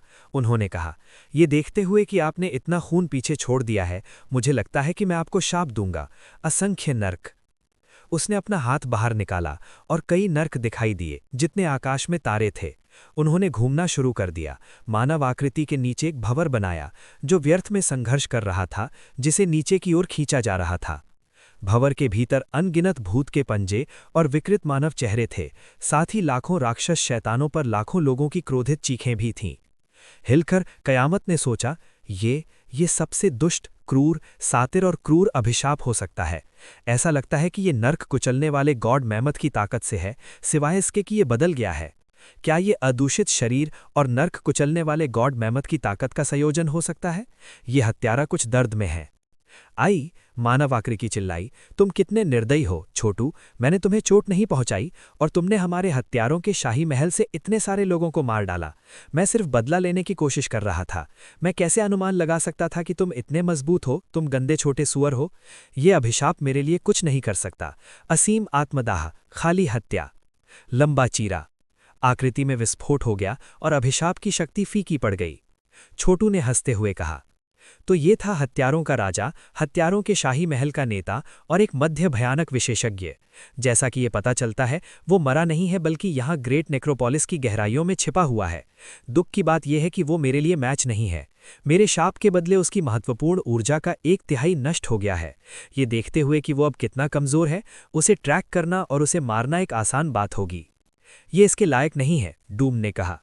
हत्यारों का राजा बहुत गुप्त है, उसे ट्रैक करना मुश्किल होगा, और इस बात से भी अधिक ग्रेट नेक्रोपोलिस की पत्थर जैसी महत्वपूर्ण ऊर्जा के भीतर। अपनी भावनाओं को अपने निर्णयों पर प्रभाव न डालने दे छोटू। अगर आप वास्तव में उसे मारना चाहते हैं तब तक प्रतीक्षा करें जब तक कि हमें ग्रेट नेक्रोपोलिस का सार न मिल जाए। तब आप बहुत मजबूत होंगे और शायद मैं आपके साथ एक उत्तराधिकारी के रूप में जुड़ सकता हूं। उस समय हत्यारों का राजा को मारना उतना ही आसान होगा जितना कि आपका हाथ पलटना। लेकिन यहाँ एक बड़ा मुद्दा है, प्राउड वर्ल्ड ने कहा। ऐसा नहीं है कि हमारे समूह को ट्रैक करना आसान है, खासकर यहाँ ग्रेट नेक्रोपोलिस की गहराई में। तो ये आदमी हमारा पीछा कैसे कर रहा था और उसने हम पर हमला क्यों किया? इसके अलावा वो यहाँ इतनी आसानी से कैसे घूम सकता है? क्या ऐसा हो सकता है कि वो भी एक उत्तराधिकारी है? मैं मानता हूं कि ये बहुत संदिग्ध है, छोटू ने कहा। ताकत के मामले में हत्यारों का राजा मेरे अनुरूप नहीं है, लेकिन ये देखते हुए कि वो कितनी आसानी से घूमता है, मैं कहूंगा कि ये सही समझ में आता है कि वो एक उत्तराधिकारी है। और ये भी संभव है कि वो किसी और के साथ काम कर रहा है, कोई बहुत शक्तिशाली। कोई बहुत शक्तिशाली? डूम ने कहा। प्राचीन रास्ते के बहुत से लोग हत्यारों के राजा जितने शक्तिशाली नहीं हैं। वास्तव में मैं कहूंगा कि केवल एक ही व्यक्ति है, प्राउड हेवन। उन सब ने एक साथ कहा और उनके सभी चेहरों पर अजीब भाव दिखाई दिए जब वो ये सोच रहे थे कि क्या उनके 4 लोगों का समूह किसी तरह प्राउड हेवन द्वारा हेरफेर किया जा रहा था। शक्ति का ये चौंकाने वाला स्तर नीचे देखने के लिए कुछ भी नहीं था। स्थिति में बहुत अधिक मत पढ़ो, डूम ने कहा। ये शायद सिर्फ एक संयोग है। ऐसा कोई तरीका नहीं है कि प्राउड हेवन इतना बुद्धिमान हो। अगर वो होता तो वो पहले ही छोटू और मुझे दोनों को मार डालता। वो हमें परेशान करने के लिए हत्यारों के राजा को भेजने की परेशानी में क्यों जाएगा? नहीं, ये एक संयोग होना चाहिए। सहमत हूं, छोटू ने कहा। हम जहां भी जाते हैं अपने कंधों पर देखने की आवश्यकता नहीं है। हमें great necropolis God power seeds को ढूंढने पर ध्यान केंद्रित करना चाहिए। अपने विचारों को स्पष्ट करते हुए उन्होंने समूह को आगे बढ़ाया। वाह! उन चारों ने बिजली की तरह महत्वपूर्ण ऊर्जा को छेद दिया, जबकि छोटू और डूम ने आखिरकार दिखाया कि वो वास्तव में क्या करने में सक्षम थे। उनके जाने के बाद पत्थर जैसी महत्वपूर्ण ऊर्जा के भीतर थोड़ी दूरी पर मुट्ठी भर छोटे कागज के तावीज दिखाई दिए। वे बाहर निकले और कुछ मीटर व्यास की एक और गुफा बनाई। गुफा के भीतर काले कपड़ों में एक बूढ़ा आदमी बैठा था, जो वर्तमान में सांस के लिए हाँफ रहा था। औषधीय गोलियां निकालकर वो गोलियां इतनी तेजी से निगल रहा था जैसे कि वो पॉपकॉर्न हो। कुछ समय बीत जाने के बाद वो ठीक हो गया, फिर भी वो इतना शिथिल लग रहा था कि वो मुश्किल से हिल सकता था। लानत है, वो गंदा सुअर मेरी अपेक्षा से कहीं अधिक मजबूत था। काले रंग का ये आदमी निश्चित रूप से हत्यारों का राजा था। न केवल वो छोटू को मारने में विफल रहा था, बल्कि वो वास्तव में इस प्रक्रिया में गंभीर रूप से घायल हो गया था। अगर मैं इनहेरिटर न बनता तो मुझे उस सुअर ने मार डाला था। वो वास्तव में असाधारण रूप से प्रतिभाशाली था, इसीलिए तो प्राउड हेवन ने मुझे उसे मारने का काम दिया था। इसी बीच ग्रेट नेक्रोपोलिस में दूसरी जगहों पर 3000 की उम्र वाली एक अमर दुनिया पर एक भयानक लड़ाई छिड़ गई। अंगलमेंटस के 18 निष्पादक एक युवक को घेर कर विनाशकारी हमले कर रहे थे। सभी निष्पादक प्रिंस नोबल डेथ के समान स्तर के प्रिंस थे। वे सभी बहुत भयानक स्तर के बहुत करीब थे और 99 के मानसिक स्केल थे। वे पाम टेक्निक्स, तलवार की ऊर्जा, ब्लेड की लाइट की धारा को उजागर कर रहे थे, जो सभी एक आकाश की घुरी, भूमि से ढकी हुई नदी बन गईं, जो युवक में टकरा गईं। चौंकाने वाली बात यह थी कि युवक अविश्वसनीय रूप से सख्त था। हालांकि वो घिरा हुआ था और उसके पास भागने का कोई रास्ता नहीं था, फिर भी वो किसी तरह से पराजित नहीं था। वो तलवारों की बारिश से घिरा हुआ था, जिसने उसे शक्तिशाली हमले से अपना बचाव करने की अनुमति दी थी। पूर्व शर्वीतीय knowledge blade of divine law, वे एक स्वर में चिल्लाए। सेना में शामिल होकर उन्होंने एक शक्तिशाली हमला भेजा, फिर भी स्टार सोर्ड लाइफ को पीछे की ओर गिरा दिया। निष्पादकों में से एक आगे बढ़ा, दिल खोलकर हंसते हुए।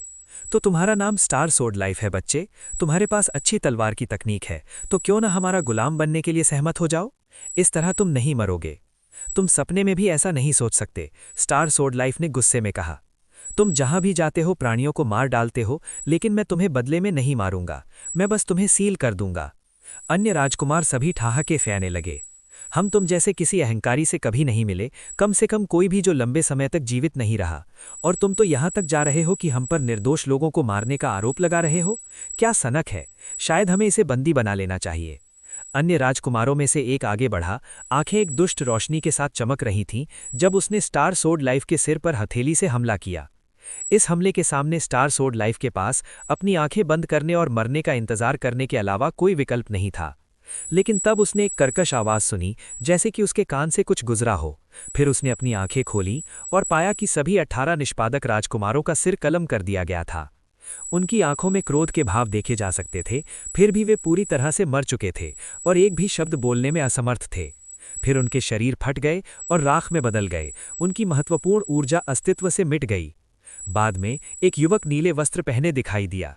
वो एक विद्वान की तरह लगता था, लेकिन साथ ही वो एक हत्यारा भी था। इससे भी अधिक वो एक भटकते नायक की तरह लगता था, जो ब्रह्मांड की स्थिति पर विलाप करता था और मानवता के भाग्य पर दया करता था। उसने एक ही चाल से 18 शीर्ष विशेषज्ञों का सिर काट दिया था। स्टार स्वॉर्ड लाइफ इतना चौंक गया कि वो लगभग मुड़ गया और भाग गया। हालांकि वो इस बात से खुश नहीं था कि इस युवक ने उसके ठीक सामने 18 लोगों को मार डाला था, लेकिन उसने स्पष्ट रूप से इसके बारे में कुछ भी कहने की हिम्मत नहीं की। वो इन निष्पादकों के हाथों लगभग मर गया था, जबकि इस युवक ने उन्हें शायद ही किसी प्रयास से मार डाला था। स्टार स्वॉर्ड लाइफ पूरी तरह से आत्मघाती नहीं थी, इसलिए उसने अपना मुंह बंद रखा। नीले वस्त्र पहने रहस्यमय युवक स्पष्ट रूप से एक घाघ विशेषज्ञ था। पलक झपकते ही उसने 18 निष्पादकों को काट दिया था, जिनमें से सभी मध्य भयानक स्तर तक पहुंचने के कगार पर थे। ये वास्तव में पलक झपकते ही हो गया था, क्योंकि स्टार स्वॉर्ड लाइफ ने सचमुच मौत की तैयारी में अपनी आंखें बंद कर ली थीं, केवल एक क्षण बाद उन्हें खोलने के लिए, और अपने सभी 18 दुश्मनों का सिर कलम कर दिया गया था। जीवन वास्तव में नाजुक था। कुछ क्षण पहले वे निष्पादक असीम रूप से दबंग थे, केवल कुछ ही समय बाद मर गए। ये एक दुखद बात थी जो कहानी सुनने वाले किसी भी व्यक्ति से आह भरती थी।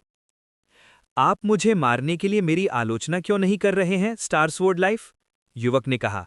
उसके चेहरे पर एक रहस्यमयी मुस्कान थी। आप लोगों को बचाना पसंद करते हैं, और यदि आप कर सकते हैं तो आप उन लोगों को भी बचा सकते हैं जो आपको मारने वाले थे। वो आपकी तलवार का दाव है, और यही आपका दर्शन है, कुछ ऐसा जिसे आप कभी नहीं छोड़ेंगे, भले ही आप अपनी जान गंवा दें।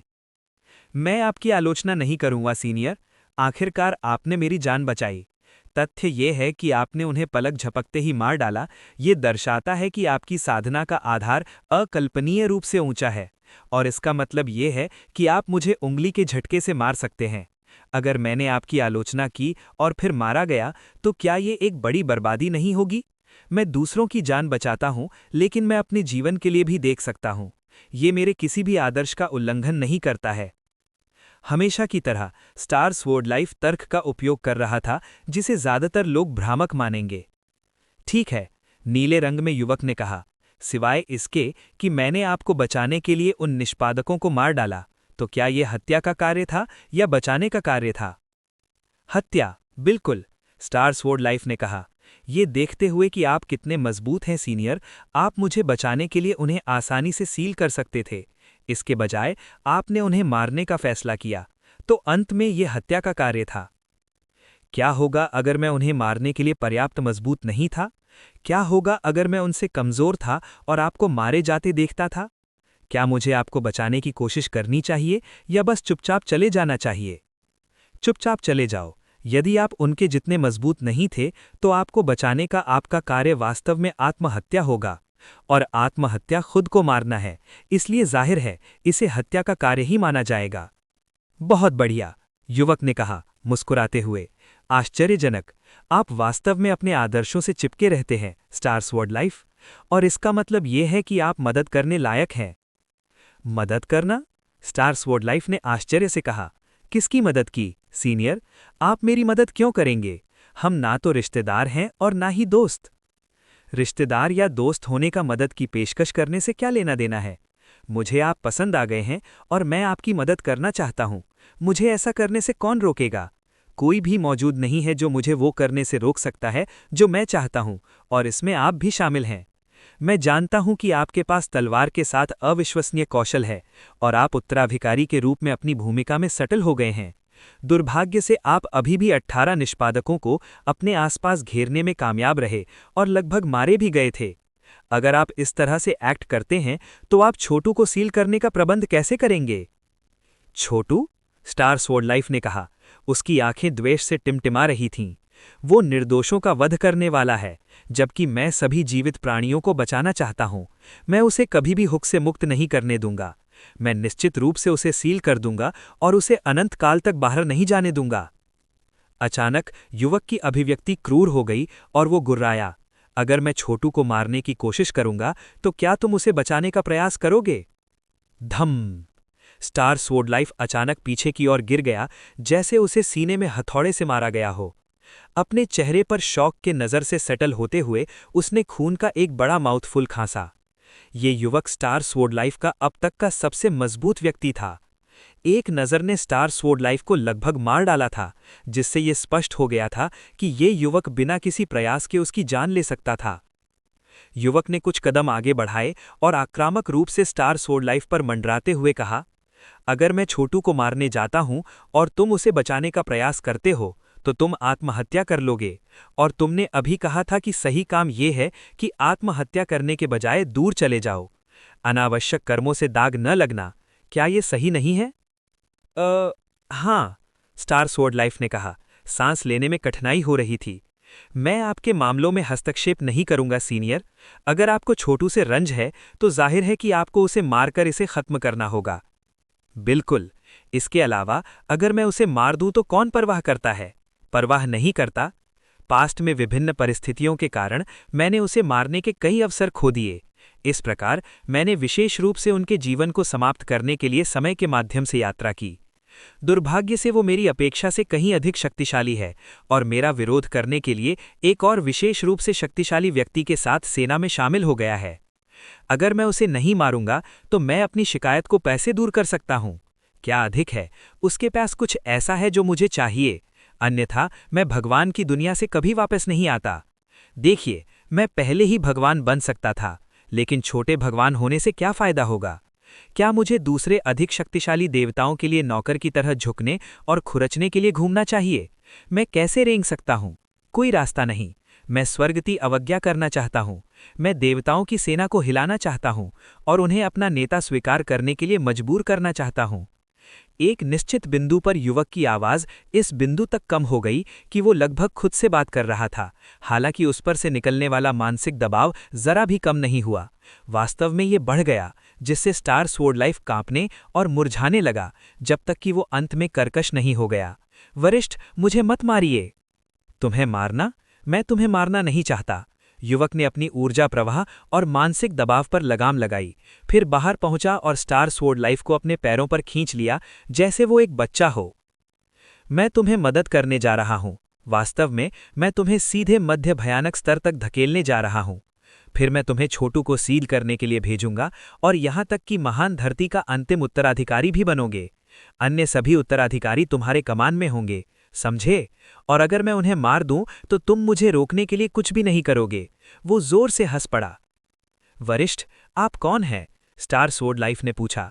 उसकी आवाज कांप रही थी। मैंने आप जैसा किसी को शक्तिशाली नहीं देखा।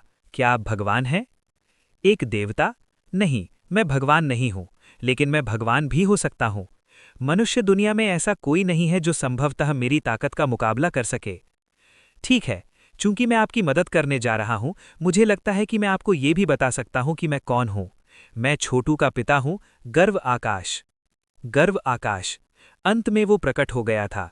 यहां तक कि स्टार स्वॉर्ड लाइफ ने भी गर्व आकाश के बारे में कहानियां सुनी थीं। स्टार स्वॉर्ड लाइफ प्राचीन रोड टू द गॉड्स के स्टार रिवर स्वॉर्ड संप्रदाय से थे।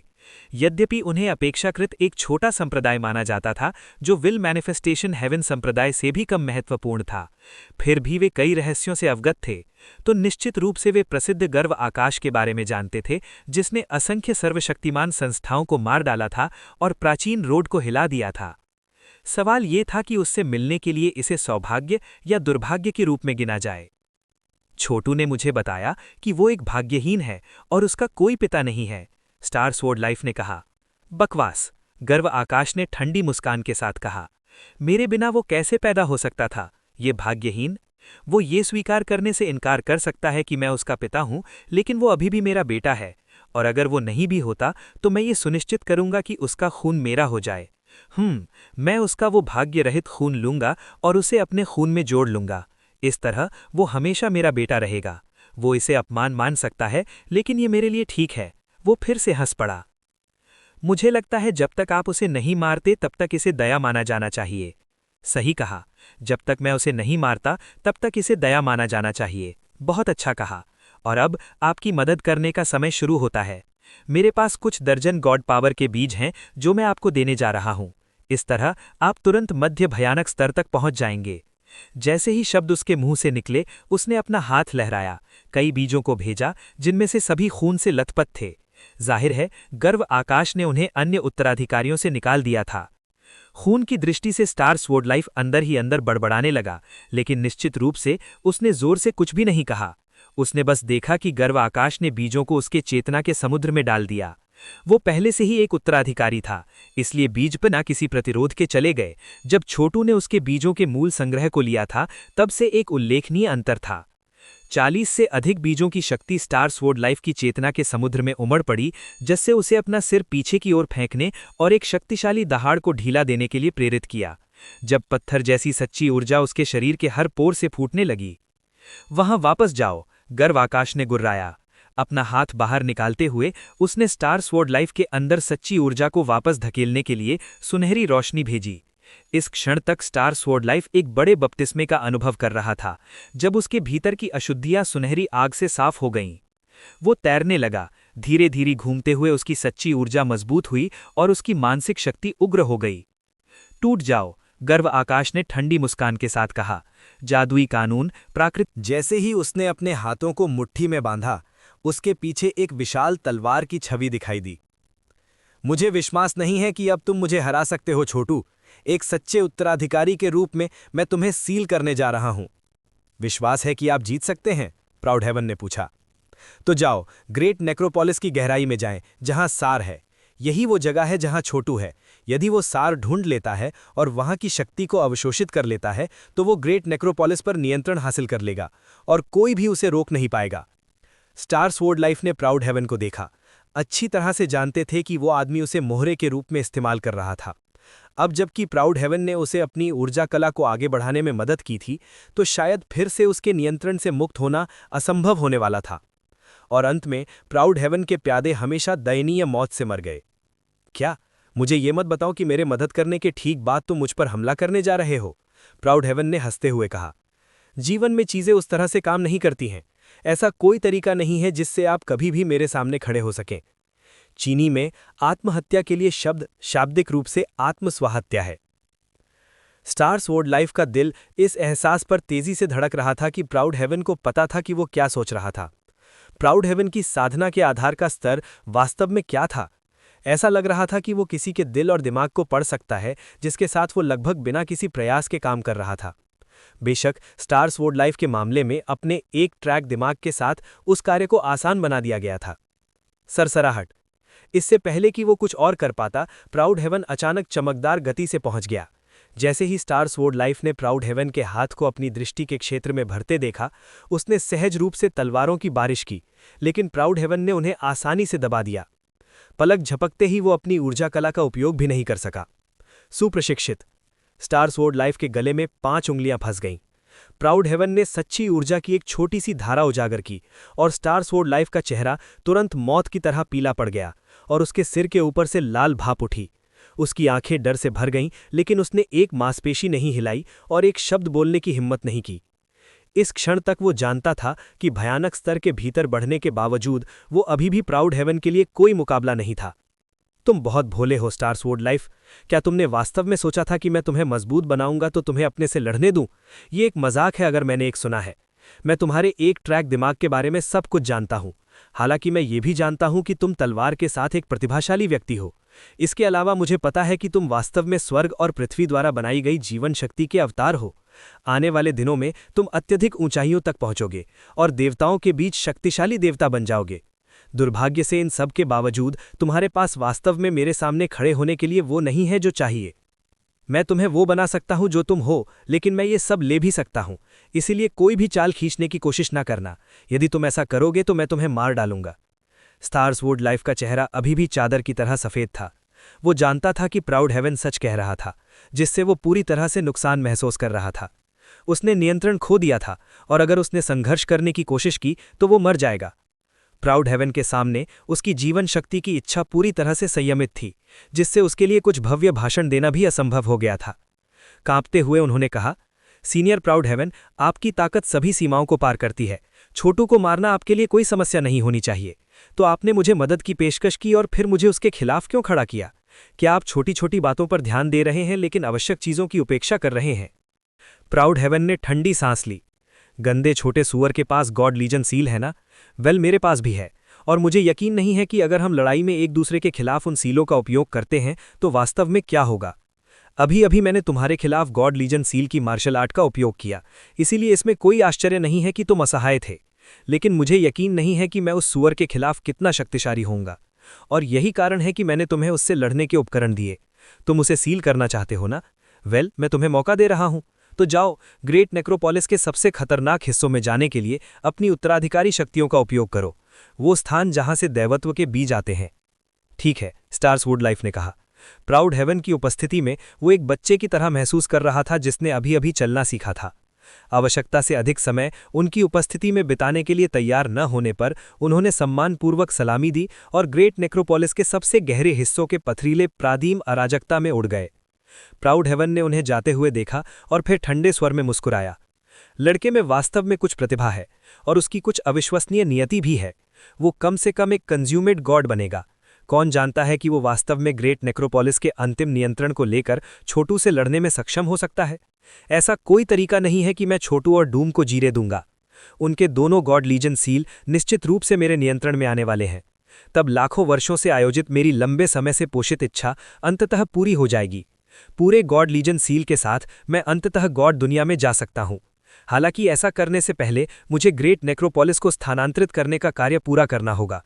आह, प्राउड वर्ल्ड, बेहतर होगा कि आप मुझे निराश न करें। आपको किंग इमॉर्टल स्लेयर की वशीहत के स्क्रैप्स को पुनर्जीवित करना होगा जो मैंने आपको दिया था। एक बार जब आप ऐसा कर लेते हैं तो वो ग्रेट नेक्रोपोलिस की इच्छा से लड़ेगा, और यद्यपि वो इसे पूरी तरह से नष्ट नहीं कर सकता है, लेकिन ये चीज़ को हिलाने के लिए पर्याप्त होना चाहिए। एक बार जब कब्रिस्तान से निपट लिया जाता है और देवताओं के लिए प्राचीन सड़क फिर से खुल जाती है तो मैं गॉड दुनिया में जल्दी कर सकता हूँ। ये मार्ग आदि युग और भविष्य के युग से गायब हो गया है, और मैं महसूस कर सकता हूं कि ये जल्द ही अमर युग से भी गायब हो जाएगा। यदि मैं उससे पहले ग्रेट नेक्रोपोलिस को नहीं हिलाता हूं तो गॉड दुनिया तक पहुंचना और दैवीय स्वर्ग प्राप्त करना असंभव हो जाएगा। उनके मात्र बड़बड़ाते हुए शब्दों ने आसपास की अमर दुनिया को प्रभावित किया, यहां तक कि ग्रेट नेक्रोपोलिस के पत्थर जैसी ऊर्जा प्रवाह को भी हिलाकर भंवर बनाने का कारण बने। स्पष्ट है कि वो मर्त्यलोक के भीतर एक शीर्षिकाई थे। वास्तव में किसी को भी वास्तव में नहीं पता था कि वो कितने शक्तिशाली थे, और कोई अन्य विशेषज्ञ नहीं था जो उनसे लड़ने का साहस रखता था। जैसे ही वो फीके पड़े, उन्होंने एक और भाषण दिया। तुम मेरी सीधी संतान हो प्राउड वर्ल्ड। यद्यपि तुमने मेरी अवज्ञा की है, तुम्हें नहीं पता कि मैंने तुम्हें नर्क को कुचलने वाले गॉड मैमथ की ताकत एक विशिष्ट कारण से दी है। मैं तुम्हारे एक विशिष्ट कार्य को पूरा करने का इंतजार कर रहा हूं, और तुम्हारे ऐसा करने के बाद मैं तुम्हें मार डालूंगा। गॉड लीजन सील और ग्रेट नेक्रोपोलिस की तुलना में एक बेटे की मौत क्या मायने रखती है? देखो, मैंने ये सुनिश्चित किया कि छोटू को अन्य सभी विरासत पदक मिले, क्योंकि मैं चाहता हूं कि वो किंग इमॉर्टल स्लेयर की वशीहत से लड़े। यदि मैं असंख्य वर्ल्ड्स मोनार्क चार्ट को नियंत्रित करता हूं तो मैं किंग इमॉर्टल स्लेयर के विरासत पदकों से कलंकित हो जाऊंगा और कभी भी खुद को मुक्त नहीं कर सकूंगा। ये योजना अनगिनत वर्षों से चल रही है। वास्तव में ये सब आदि युग में शुरू हुआ था, और अब अंततः ये फलीभूत होने जा रहा है।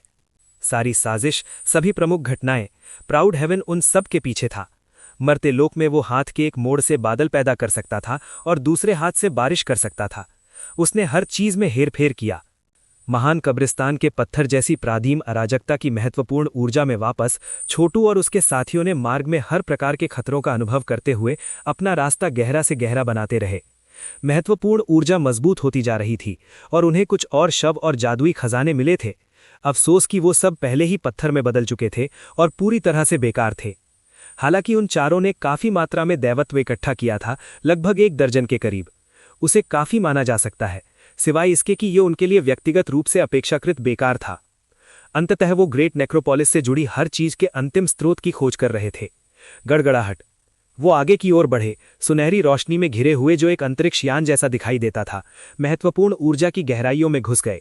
एक निश्चित बिंदु पर वे एक ऐसी जगह पर पहुंचे जहां महत्वपूर्ण ऊर्जा हिंसक रूप से घूम रही थी, जिससे गरज जैसी गड़गड़ाहट उनके कानों में गूंज रही थी। शिल्प धीमा हो गया और सबने सतर्कता से चारों ओर देखा। हम बहुत महत्वपूर्ण क्षेत्र में आ गए हैं, डूम ने कहा। ग्रेट नेक्रोपोलिस के इस हिस्से में गॉड बिजली है जो स्वर्ग को विभाजित कर सकती है और पृथ्वी को नष्ट कर सकती है। हमें यहाँ बहुत बहुत सावधान रहना होगा। मुझे एहसास हो रहा है कि आगे कुछ बहुत ही मनहूस और बुरा है, छोटू ने कहा। उसने अपना हाथ लहराया, पात्र तावीज़ों के एक समूह को बुलाया जिसे उसने पत्थर जैसी महत्वपूर्ण ऊर्जा में उड़ते हुए भेजा। तुरंत ऊर्जा शांत हो गई। चलो, मैं ऊर्जा को शांत करने के लिए अपनी ग्रेट नेक्रोपोलिस क्षमताओं का उपयोग कर सकता हूं, लेकिन ये केवल अस्थायी है। ठीक है। वे पात्र तावीज़ों का पीछा करते हुए फिर भी महसूस करते रहे कि उनकी आत्माओं को गरज से स्लेज हैमर द्वारा पीटा जा रहा है। उनकी वास्तविक ऊर्जा को प्रसारित करना भी असंभव था। राख का सामना करते हुए डूम ने कहा, ये कब तक चलने वाला है? ये देखते हुए कि हम कितने मजबूत हैं, मैं कहूंगा कि साधारण मध्य भयानक विशेषज्ञ यहां मर जाएंगे, इसमें कोई शक नहीं है। आप सही कह रहे हैं, छोटू ने कहा। इन हिस्सों में बिजली का देवता देवताओं को मारने के लिए काफी मजबूत है। ये आश्चर्यजनक है। वो कांप गया क्योंकि बिजली के पत्थर के रंग के बोल्ट ने उसे मारा, जिससे उसकी कुछ वास्तविक ऊर्जा खत्म हो गई। हालांकि तभी छोटू को एहसास हुआ कि वो इस दुर्लभ बिजली का उपयोग उसके पास 10,000 की दैवत्व को आत्मसात करने में मदद के लिए कर सकता है। ये बिजली थी जो ज्यादातर लोगों को मार देगी, लेकिन उसके लिए इसे तड़के के लिए एक उपकरण के रूप में इस्तेमाल किया जा सकता था। वास्तव में ईश्वरत्व के सभी 10,000 टुकड़ों के अंदर ऐसी वस्तुएं थीं जो भ्रूण से मिलती जुलती थीं, ऐसे लोग जिनके चेहरे की विशेषताएं छोटू से मिलती जुलती थीं। ये दिखाने के लिए गया कि छोटू वास्तव में ईश्वरत्व की सर्वोत्कृष्टता का दोहन कर रहा था। नश्वर दुनिया में लोग केवल शक्ति के स्रोत के रूप में, अपनी मानसिक लपटों के लिए ईंधन या अपनी साधना तकनीकों के लिए सहायता के रूप में ईश्वरत्व का उपयोग कर सकते थे, और ये प्रक्रिया ईश्वरत्व की अधिकांश सर्वोत्कृष्टता को बर्बाद कर देगी। वास्तव में नश्वर दुनिया में लोग ईश्वरत्व के एक टुकड़े के केवल 10,000वें हिस्से पर ही आकर्षित कर सकते थे। आखिरकार नश्वर संभवतः एक भगवान की पूर्ण सर्वोत्कृष्टता और शक्ति को कैसे आकर्षित कर सकते हैं? यदि उन्होंने ऐसा किया तो वे पूरी तरह से नष्ट हो जाएंगे। छोटू अपनी ऊर्जा के समुद्र में ईश्वरत्व को आत्मसात नहीं कर रहा था, बल्कि इसे बढ़ा रहा था। वो इसे साफ करने के लिए दो विरोधी ऊर्जा कलाओं, एक सकारात्मक और एक नकारात्मक का उपयोग कर रहा था। अपनी महान कब्रिस्तान ईश्वर शक्ति और परफेक्ट गॉड आर्ट का उपयोग करते हुए उस देवता बिजली के संयोजन में जिसका उसने अभी अभी सामना किया था, वो नाटकीय परिवर्तनों को भड़का रहा था और ईश्वरत्व को उनके भीतर शिशु बच्चों का निर्माण करने का कारण बन रहा था। 10,000 शिशु थे, वे सभी सांस ले रहे थे। छोटू ने जो भी सांस ली, उन्होंने एक सांस भी ली। ये ऐसा था जैसे उनमें से 10,000 सांस लेने के व्यायाम कर रहे थे, जिनमें से हर एक नवजात आत्मा थी जो नवजात देवताओं में बढ़ रही थी।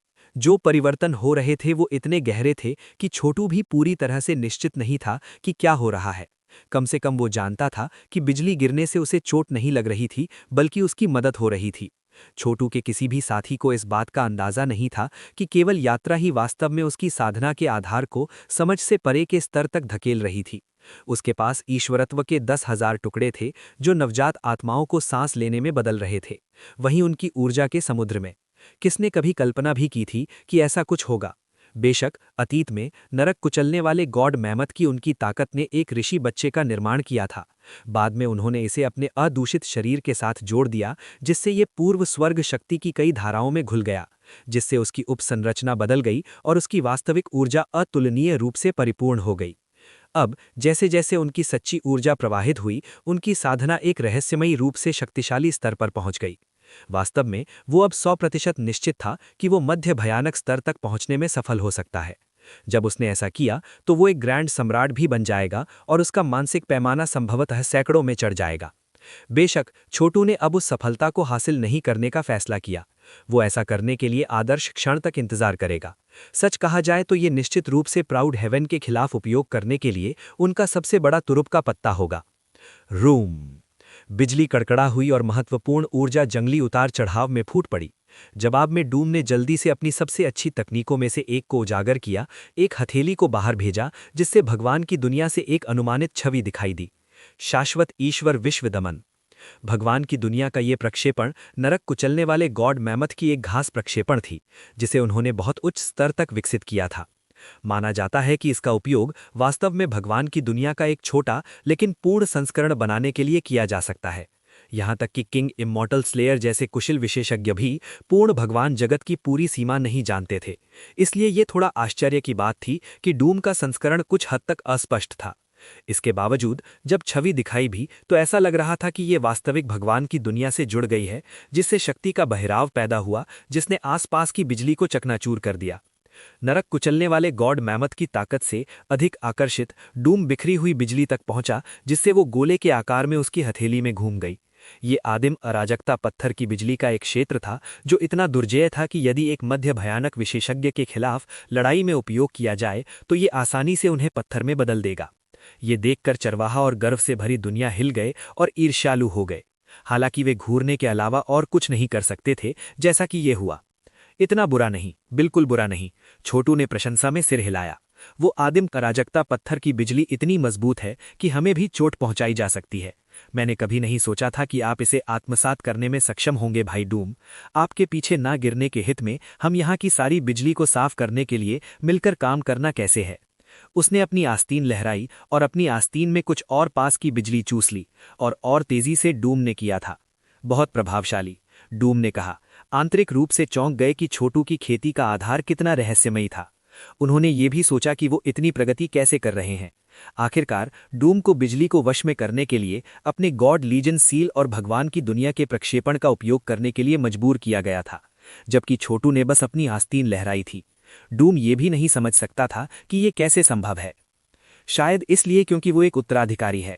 हालांकि छोटू गॉड लीजन सील का उपयोग नहीं कर रहा था, डूम जानता था कि जब तक वो उसे वास्तव में नहीं छोड़ता, उन दोनों का दुश्मन होना तय था। हालांकि डूम अभी भी छोटू का विरोध करने का इरादा नहीं रखता था, लेकिन वो जानता था कि प्राउड हेवन को मारने के बाद उन्हें अलग अलग रास्तों पर चलना पड़ेगा। और ये भी सवाल था कि प्राउड हेवन की गॉड लीजन सील किसे मिलेगी। डूम निश्चित रूप से इसे छोड़ने के लिए उत्सुक नहीं था। इसके बीच सेज मोनार्क लीग में वापस Z fall, sector Lord will manifestation और अन्य वफादार प्रीमिनेंट गॉड पिलर के नीचे बैठे थे, अपनी खेती पर काम कर रहे थे और गठबंधन के मामलों का प्रबंधन कर रहे थे। उन सभी के पास बहुत अधिक खेती के आधार थे। आमतौर पर संप्रदायों के शिष्यों को अनुभव और संसाधन प्राप्त करने के लिए मिशन पर जाने के लिए कहा जाता था। वे केवल संसाधन नहीं देते थे, बल्कि शिष्यों को योग्यता के माध्यम से अर्जित करने की आवश्यकता थी। किसी संगठन के निरंतर संचालन को सुनिश्चित करने का यही एकमात्र तरीका था। हालांकि इससे अक्सर शिष्य गलतियां करते थे और अपनी साधना को बर्बाद कर देते थे। सच कहा जाए तो किसी विशेष दाववादी तकनीक को पूरा करने के लिए आवश्यक संसाधनों को प्राप्त करने में अक्सर इसमें शामिल समय का लगभग 90% समय लगता था। एक दैवीय श्रेणी की ऊर्जा कला को पूरा करने में केवल कुछ साल लग सकते हैं यदि किसी के पास सभी संसाधन हों। छोटू ने नश्वर लोक में अपने समय के दौरान इसी चुनौती का सामना किया था। कभी कभी सही संसाधन ढूंढने में हजारों या 10,000 साल लग सकते हैं और कुछ लोगों को वो कभी नहीं मिल सकता जो उन्हें चाहिए था। छोटू ने अभी कार्यात्मकों के भंडारों से संसाधनों की एक बड़ी आमद हासिल की थी और वे निश्चित रूप से सेज मोनार्क लीग को जारी रखने के लिए, साथ ही अपने अधीनस्थों को उनकी खेती को आगे बढ़ाने में मदद करने के लिए पर्याप्त थे। अभी के लिए सेज मोनार्क लीग योग्यता की प्रणाली पर काम नहीं करती थी, बल्कि निष्ठा की प्रणाली पर काम करती थी। जो लोग वास्तव में छोटू और गठबंधन के प्रति वफादार थे, परीक्षणों की एक श्रृंखला से गुजरने के बाद उन्हें आवश्यक संसाधनों तक पहुंच मिलेगी। जैसा कि उम्मीद की जा सकती थी, सबसे वफादार शिष्य वसंत की बारिश के बाद बांस की तरह फल फूल रहे थे। वास्तव में नए भयानक विशेषज्ञ लगभग दैनिक रूप से देखे जा सकते थे। पुराने जमाने के लोग भी थे जो मध्य भयानक स्तर के बहुत करीब आ रहे थे। सरसराहट। जैसे ही जेड फॉल और सेक्टर लॉर्ड विल मैनिफेस्टेशन वहां बैठे थे, एक भंवर उठा हुआ और सीलबंद स्टोन बिजली के समूह दिखाई दिए, जिसे उन्होंने पकड़ लिया। उनके भीतर दबी हुई गड़गड़ाहट से ऐसा लग रहा था कि ये बिजली इतनी शक्तिशाली थी कि देवताओं के पहाड़ों को भी चकनाचूर कर सकती थी। लीग लॉर्ड, ये कौन सा खजाना है? सेक्टर लॉर्ड ने पूछा। एक मध्य भयानक विशेषज्ञ के रूप में वो समझ सकता था कि ये बिजली इतनी शक्तिशाली थी कि लगभग सब कुछ नष्ट कर सकती थी। ये महान नरक की गहराइयों से पत्थर की बिजली है, छोटू ने कहा। शब्द प्रक्षेपण के माध्यम से मैंने इसे शैतान देवता सील से बंद कर दिया है, जिससे इसे तुरुप के पत्ते के रूप में उपयोग किया जा सकता है। इसका उपयोग करें और आप एक सामान्य मध्य भयानक विशेषज्ञ के लिए बड़ी समस्याएं पैदा कर सकते हैं। वास्तव में आप उन्हें काट सकते हैं। उन्हें प्रमुख देवता स्तंभ और 9 देवता पर्वतों का हिस्सा बनाएं और उन्हें भव्य मंत्र गठन में स्थापित करें। यदि प्राचीन सड़क के कार्यात्मक आते हैं और समस्याएं पैदा करते हैं तो उन्हें बड़ी क्षति पहुंचाने में संकोच न करें। जेड फॉल और सेक्टर लॉर्ड विल मैनिफेस्टेशन प्रसन्न हुए और तुरंत छोटू द्वारा दिए गए आदेशों का पालन करना शुरू कर दिया। मैं बस मध्य भयानक स्तर तक पहुंचने वाला हूं। ऐसे शब्द कई लोगों के मुंह से सुनाई दिए, जिनमें सबसे बड़ा भाई, दूसरा बड़ा भाई, तलवार 17 और अविश्वसनीय समाज के अन्य लोग शामिल थे। छोटू उनके बारे में नहीं भूला था और उसकी मदद के धन्यवाद वे सभी शुरुआती भयानक स्तर पर थे, 90 से अधिक मानसिक पैमानों के साथ।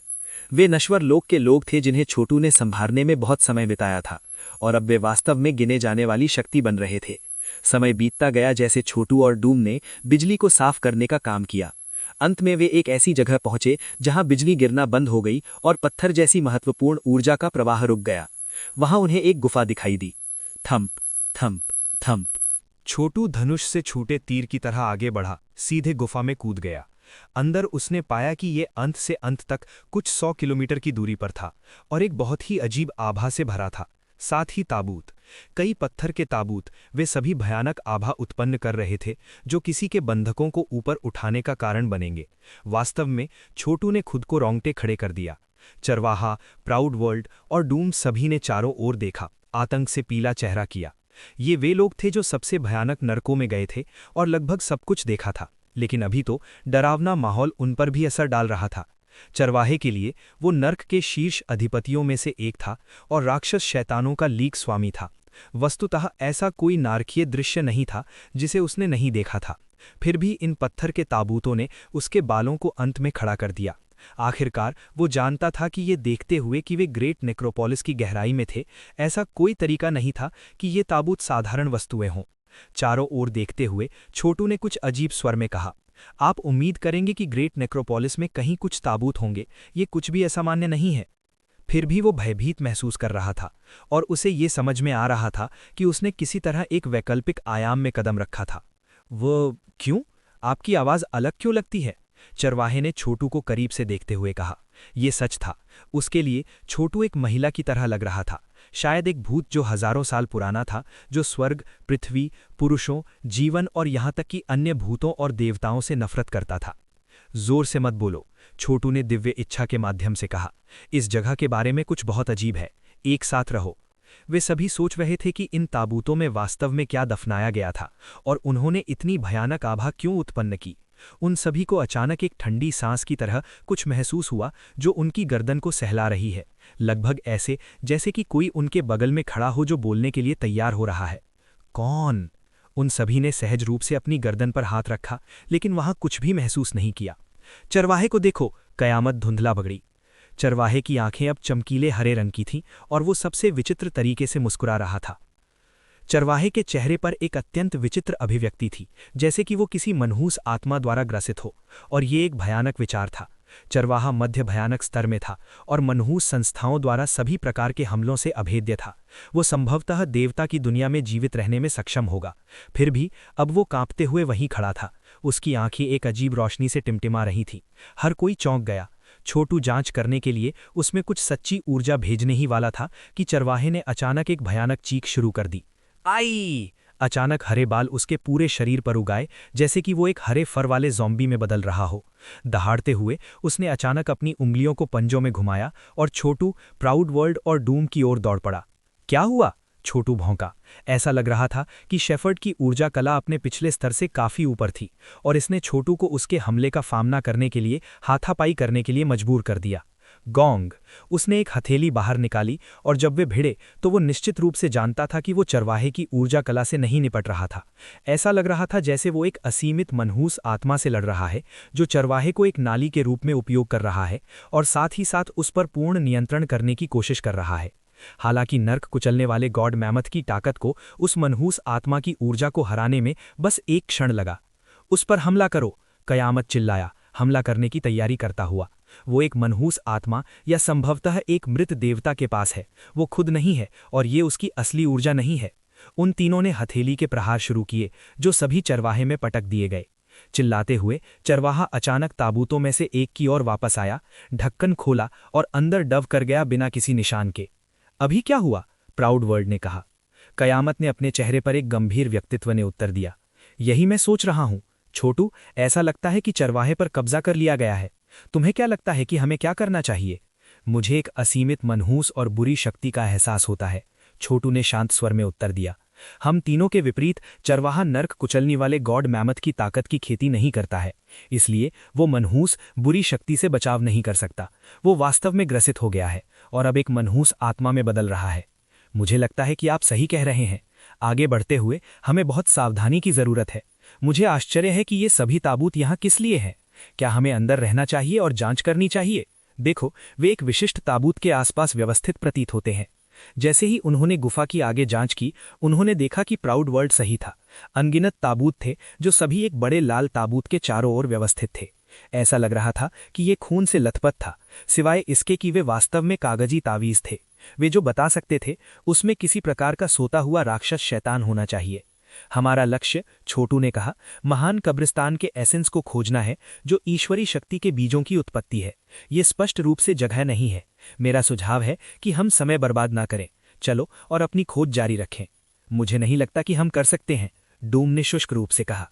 छोटू ने पीछे मुड़कर देखा और पाया कि प्रवेश द्वार कहीं दिखाई नहीं दे रहा था। केवल एक पत्थर की दीवार इतनी सख्त थी कि वे इसे तोड़ नहीं सकते थे। हमें चरवाहे को वापस लाना है और उससे मनहूस बुराई को भगाना है।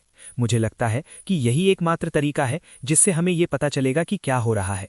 इसके अलावा क्या होगा अगर ये स्थान वास्तव में ग्रेट नेक्रोपोलिस के एसेंस का हिस्सा है? क्या होगा अगर इसका गॉड शक्ति के बीच से कुछ लेना देना है? ये समझ में आता है, प्राउड वर्ल्ड ने उत्तर दिया। मैं ये मानने से इनकार करता हूं कि ये जगह वास्तव में इतनी भयानक है। आप दोनों के पास गॉड लीजन सील के टुकड़े हैं जिनका उपयोग स्वयं संप्रभु लॉर्ड ने कई स्वर्गों को अपने अधीन करने के लिए किया था। आपको किस बात से डरने की आवश्यकता है? जहां तक मेरी बात है, मेरे पास नर्क कुचलने वाले गॉड मैमथ की पुष्टि शक्ति है जो मुझे प्राउड हेवन द्वारा दी गई थी, इसलिए मैं भी ठीक रहूंगा। ठीक है, छोटू ने कहा, चलो चरवाहे को बचाते हैं। वो हमारा दोस्त है तो हम उसे मरने के लिए नहीं छोड़ सकते। अगर उसके पास एक मनहूस आत्मा है तो भाई डूम और मुझे उसे भगाने के लिए एक साथ काम करने में सक्षम होना चाहिए। ये मजबूत हो सकता है, लेकिन ये निश्चित रूप से नर्क कुचलने वाले गॉड मैमथ की ताकत से डरता है। सहमत है, डूम ने कहा।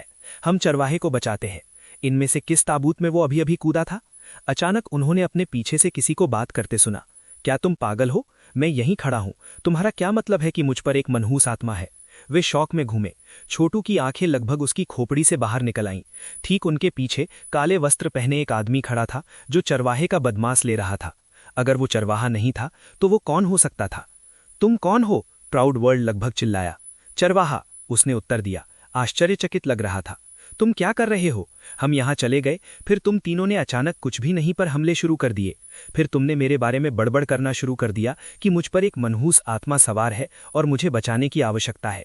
क्या चल रहा है? क्या तुम सच में चरवाहे हो? कयामत ने कहा। उसने छोटू के साथ निगाहों का आदान प्रदान किया, फिर आगे धुंधला बढ़ा और चरवाहे के कंधों पर हाथ रखते हुए उसका निरीक्षण करने के लिए उसमें कुछ सच्ची ऊर्जा भेजी। तुम क्या कर रहे हो कयामत? चरवाहा कांपते हुए चिल्लाया। हमने प्राउड हेवन को मारने से पहले एक दूसरे को नुकसान ना पहुंचाने की कसम खाई थी। तुम क्या कर रहे हो? उसने कयामत से बचाव करने के लिए कुछ सच्ची ऊर्जा भी भेजी। डूम ने जल्दी से अपनी सच्ची ऊर्जा वापस ले ली और छोटू के बगल में खड़े होने के लिए वापस उड़ गया। उसके चेहरे पर आश्चर्य का भाव था। वो सच में चरवाहा है, नकली नहीं। मैंने नर्क कुचलने वाले गॉड मैमथ की ताकत का उपयोग किया और मैं गारंटी दे सकता हूं कि वो असली है। वो सच में चरवाहा है, प्राउड वर्ल्ड ने कहा। तो फिर पहले वो कौन था? उसे महसूस हुआ कि उसके चेहरे पर ठंडा पसीना टपक रहा है जब वो ये सोच रहा था कि वे किस प्रकार की भयानक स्थिति में फंस गए हैं। अगर वो कर सकता तो वो ताबूतों की इस रहस्यमयी गुफा से तुरंत भाग जाता। छोटू का दिल भी धड़क रहा था क्योंकि वो जो हो रहा था उसे समझने की कोशिश कर रहा था। एक पल के बाद उसने खुद को शांत करने का प्रयास किया। वो जानता था कि वे एक अजीब स्थिति में है और शांत दिल होना महत्वपूर्ण है। उसे ऐसा लग रहा था जैसे इस गुफा में भ्रम का किसी प्रकार का शक्तिशाली बचाव है जिसे प्रवेश करने वाले किसी भी व्यक्ति को भ्रमित करने के लिए डिजाइन किया गया है। ग्रेट नेक्रोपोलिस देवता की दुनिया से बाहर निकला था, इसलिए ये समझ में आता है कि इसमें ऐसी चीजें हैं जो देवताओं को भी रहस्यमय बना सकती हैं। यहां आओ छोटू, छोटू ने कहा। हम में से किसी को भी वास्तव में नहीं पता कि क्या हो रहा है, लेकिन सबसे सुरक्षित बात यह है कि तुम हमारे करीब रहो।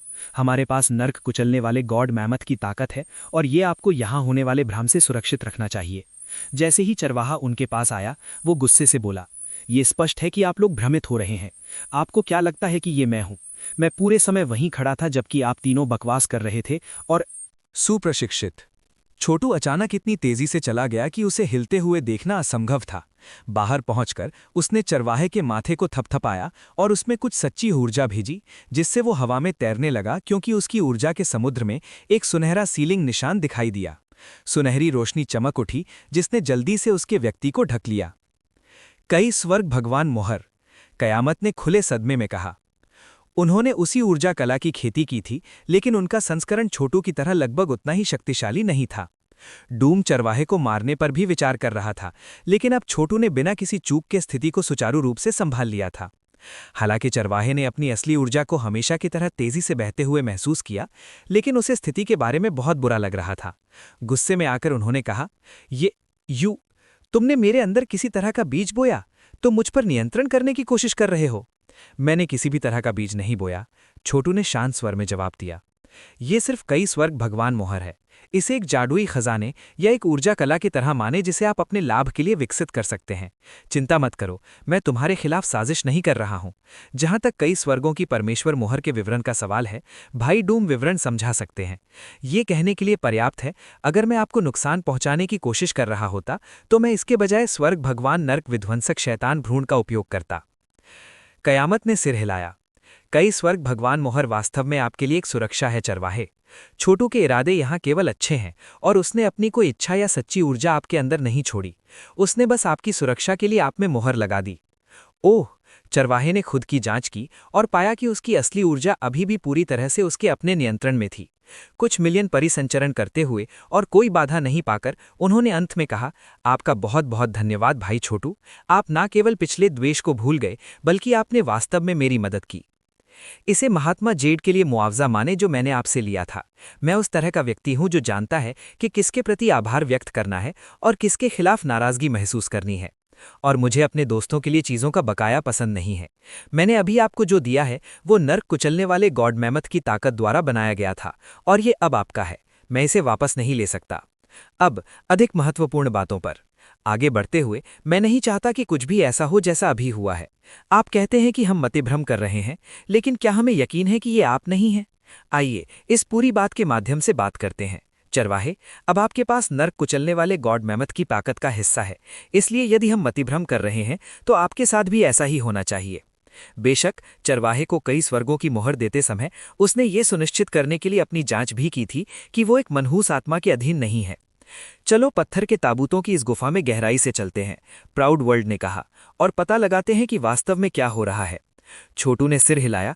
हालांकि जब वो अपनी सहमति व्यक्त करने वाला था, तभी डूम, प्राउड वर्ल्ड और चरवाहे सभी ने उसे चौड़ी आंखों से देखा। भाई छोटू, क्या हो रहा है?